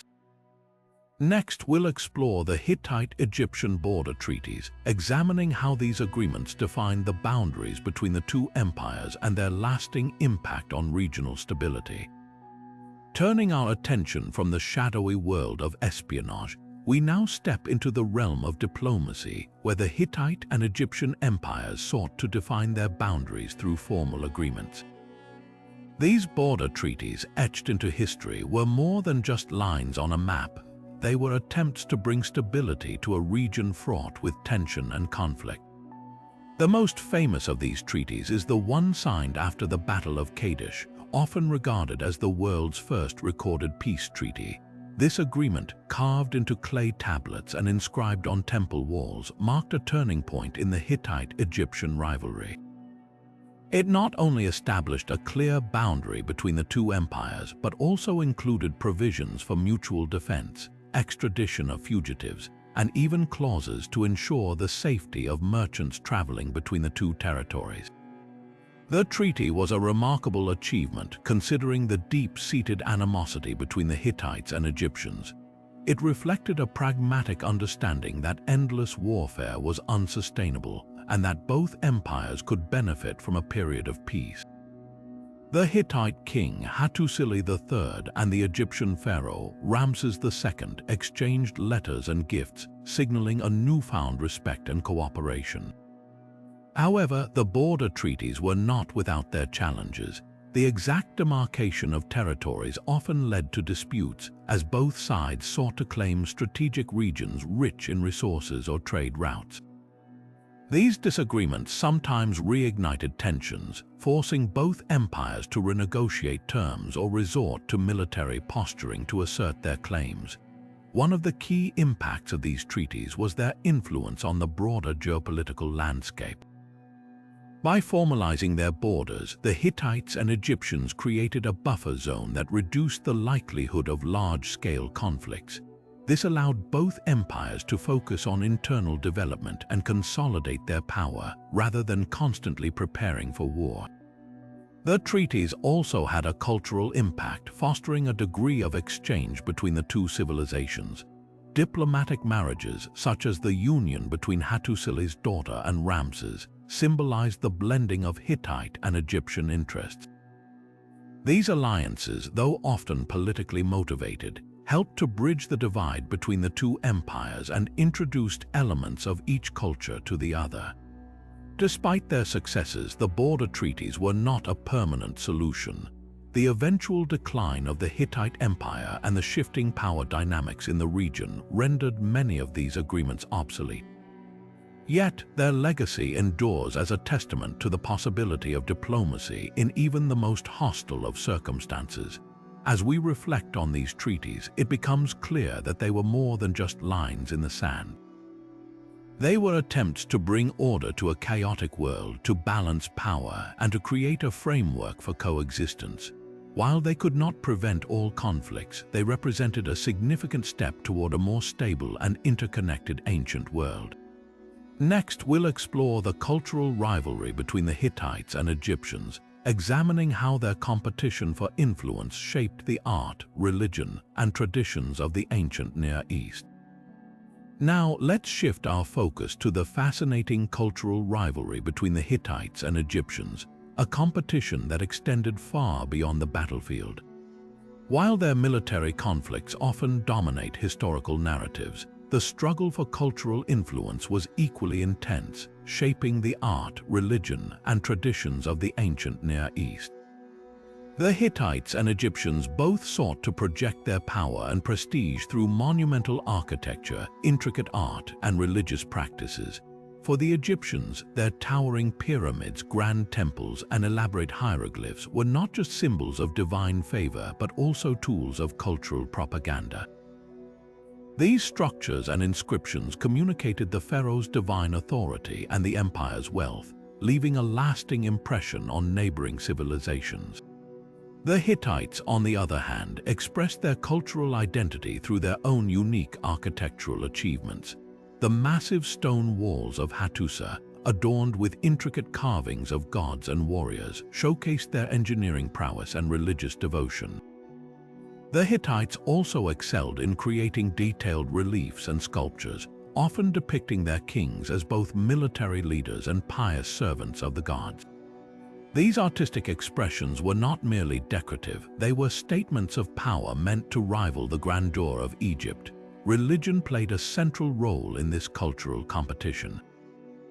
The Egyptians worshipped a pantheon of gods closely tied to the natural world, such as Ra, the sun god, and Osiris, the god of the afterlife. Their religious rituals and festivals were elaborate, designed to reinforce the pharaoh's role as the intermediary between the gods and the people. The Hittites, meanwhile, had their own complex religious system, with deities like the storm god Teshub and the sun goddess Arina holding prominent places. Both empires used religion to legitimize their rulers and assert their cultural superiority, often adopting or adapting elements from each other's traditions in a bid to outshine their rival. Trade and diplomacy also became arenas for cultural exchange and competition. The exchange of goods such as Egyptian gold and Hittite iron was accompanied by the sharing of ideas, artistic styles, and technologies. For example, the Hittites adopted Egyptian motifs in their art, while Egyptian craftsmen incorporated Hittite techniques into their work. This blending of cultures was not always harmonious. It often reflected a subtle struggle for dominance, as each empire sought to assert its influence over the other. One of the most striking examples of this rivalry can be seen in the diplomatic marriages between the two empires. When Hattusili III sent his daughter to marry Ramses II, it was more than a political alliance, it was a cultural statement. The marriage brought Hittite customs and traditions into the Egyptian court, while also introducing Egyptian practices to the Hittite elite. These unions, though strategic, highlighted the ongoing competition for cultural supremacy. Despite their differences, the Hittite-Egyptian rivalry ultimately enriched the ancient world. Their competition spurred innovation in art, architecture, and religion, leaving a legacy that influenced later civilizations. The blending of their cultures created a vibrant tapestry of ideas and traditions, demonstrating that even in rivalry, there can be mutual growth and inspiration. As we move forward, we'll delve into the shifting military alliances between the Hittites and Egyptians, exploring how their complex relationship continued to shape the ancient world. Now, let's turn our attention to the ever-changing military alliances between the Hittites and Egyptians, a dynamic that kept the ancient world on edge. While their rivalry was fierce, there were moments when these two great powers found common ground, forming alliances that reshaped the political landscape of the region. These shifting partnerships were driven by necessity, ambition, and the constant need to counterbalance emerging threats. One of the most notable alliances occurred during the reign of Hattusili III and Ramses II. After years of conflict, including the famous Battle of Kadesh, both empires recognized the futility of endless warfare. The resulting peace treaty, often hailed as the world's first recorded diplomatic agreement, marked a turning point. It not only ended hostilities but also established a mutual defense pact where both powers pledged to support each other against external enemies. This alliance brought a fragile stability to the region, allowing both empires to focus on internal development and trade. However, these alliances were rarely straightforward. The Hittites and Egyptians often had conflicting interests, and their partnerships were frequently tested. For instance, when the Hittites faced threats from the rising Assyrian Empire, they sought Egyptian support, Yet the Egyptians, wary of overcommitting their resources, sometimes hesitated, leading to tensions. Similarly, the Hittites were cautious about aiding Egypt in its conflicts with Nubia or the Sea Peoples, fearing it might weaken their own position. These shifting alliances also had a profound impact on smaller states caught in the crossfire. Kingdoms like Mitanni and Amurru often found themselves pawns in the power struggles between the Hittites and Egyptians. Loyalties were fluid, with local rulers frequently switching sides to align with the stronger power or to secure their own survival. This instability created a volatile environment where regional stability was often short-lived. Despite the challenges, these alliances occasionally led to unexpected benefits. The exchange of military knowledge and technology between the Hittites and Egyptians was one such outcome. The Hittites, known for their advanced ironworking, shared techniques with the Egyptians, while the Egyptians introduced innovations in naval warfare and siege tactics. This cross-pollination of ideas not only strengthened their respective militaries but also influenced the broader ancient world. Yet, the fragility of these alliances was always apparent. The death of a ruler or the rise of a new threat could quickly dissolve years of cooperation. For example, after the death of Ramses II, the alliance began to weaken as his successors prioritized internal issues over foreign commitments. Similarly, the Hittite Empire's gradual decline under pressure from the Assyrians and internal strife further strained the relationship. In the end, the Hittite-Egyptian military alliances were a testament to the complexity of ancient diplomacy. They highlight how even bitter rivals could set aside their differences when faced with greater challenges. These partnerships, though often temporary, played a crucial role in maintaining a delicate balance of power in the ancient Near East. As we move forward, we'll explore how religious differences between the Hittites and Egyptians influenced their conflicts and shaped their identities, adding another layer to this fascinating rivalry. Now, let's delve into the spiritual battleground that often mirrored the physical conflicts between the Hittites and Egyptians. Religion was not just a matter of personal belief for these ancient empires. It was a cornerstone of their identity, governance, and warfare. The gods they worshipped were deeply intertwined with their political ambitions, and religious differences frequently fueled their rivalry, adding another layer of complexity to their already tense relationship. The Hittites and Egyptians each had their own pantheons of deities, and these gods were not merely spiritual figures but active participants in their empire's destinies. For the Hittites, the storm god Teshub was a central figure, symbolizing power and protection. The Egyptians, on the other hand, revered a multitude of gods, with Amun-Ra, the sun god, holding a place of supreme importance. These differing divine patrons often became symbols of national pride and strength, making religious differences a source of contention. One of the most striking examples of this religious rivalry can be seen in the aftermath of the Battle of Kadesh. While the peace treaty between Hattusa III and Ramses II brought a temporary halt to hostilities, it did little to bridge their spiritual divide.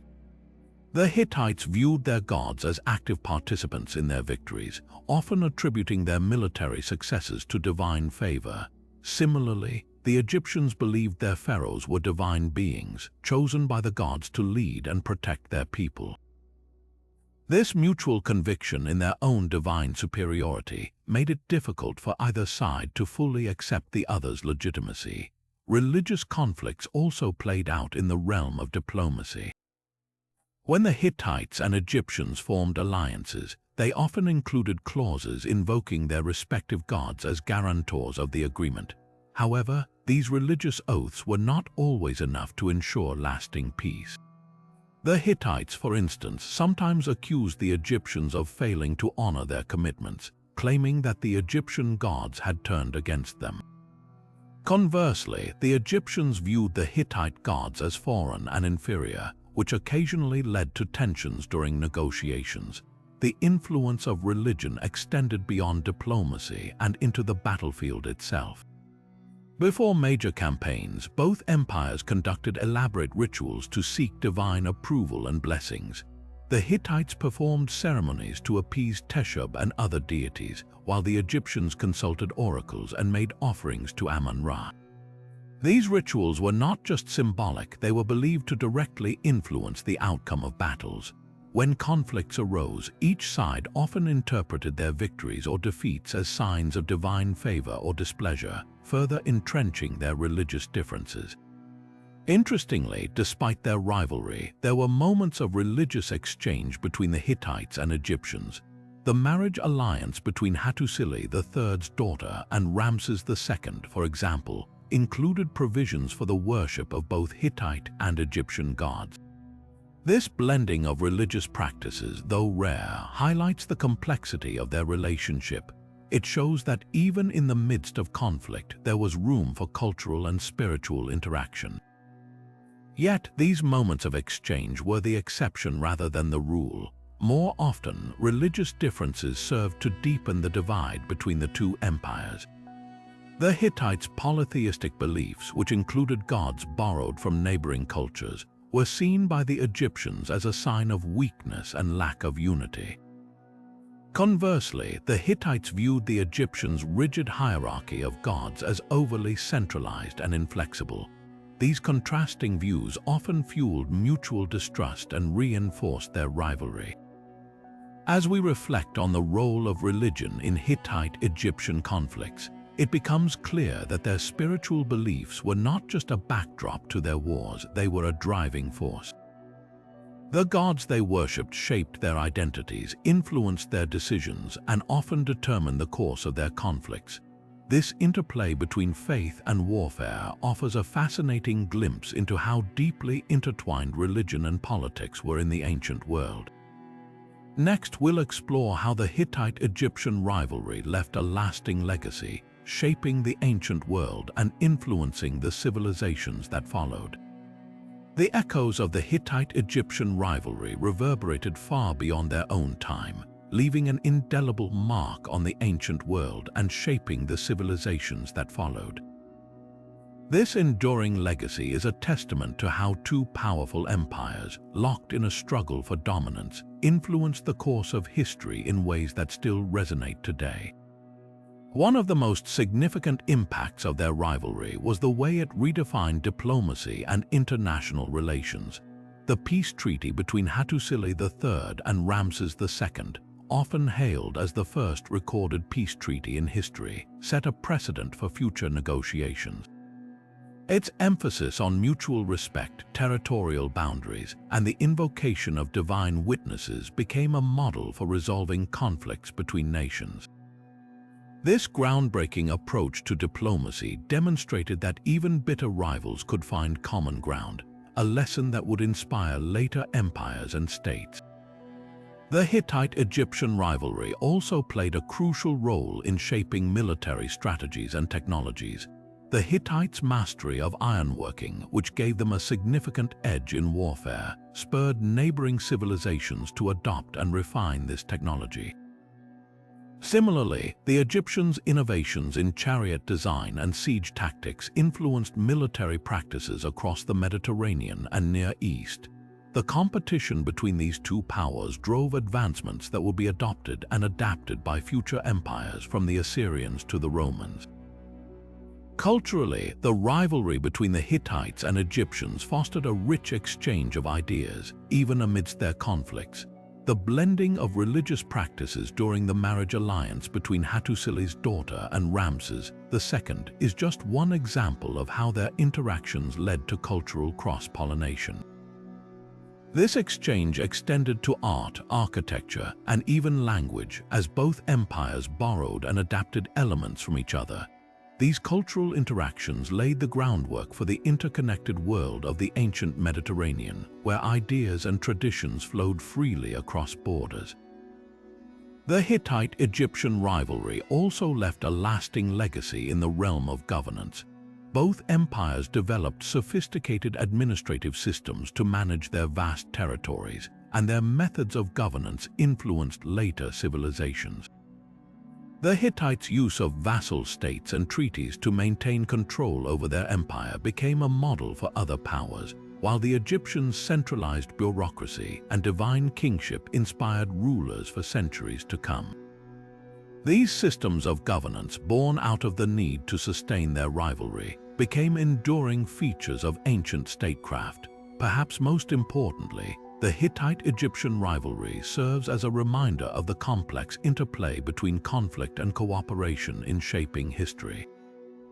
While their wars were devastating, they also spurred innovation, cultural exchange, and diplomatic breakthroughs. This duality, destruction and creation, rivalry and collaboration, highlights the multifaceted nature of human history and the ways in which even the fiercest conflicts can leave behind a legacy of progress. As we look back on the Hittite-Egyptian rivalry, it's clear that their story is not just one of battles and treaties, but of how two great civilizations shaped the world around them. Their legacy is a testament to the enduring impact of their struggles, a reminder that the echoes of the past continue to shape our present and future. Next, we'll conclude our exploration of the 50 Hittite Wars and the mysteries they left behind, reflecting on their historical significance and the lessons they offer for understanding the ancient world. As we bring our journey through the 50 Hittite Wars and the mysteries they left behind to a close, it's worth reflecting on the profound impact these ancient conflicts had on the course of history. From their rise as a formidable empire in Anatolia to their dramatic clashes with Egypt and beyond, the Hittites shaped the ancient world in ways that still echo today. Their wars were not just battles for territory or power, they were catalysts for innovation, diplomacy, and cultural exchange. The Hittites' mastery of ironworking revolutionized warfare, their treaties redefined diplomacy, and their art and architecture inspired generations. Yet, their story is also one of enduring mysteries. The sudden collapse of their empire, the enigmatic disappearance of their capital Hattusa, and the unanswered questions surrounding their language and culture continue to intrigue historians and archaeologists.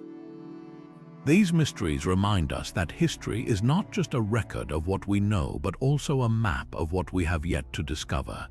The legacy of the Hittite Wars is a testament to the complexity of human history. Their conflicts were marked by both destruction and creation, rivalry and collaboration.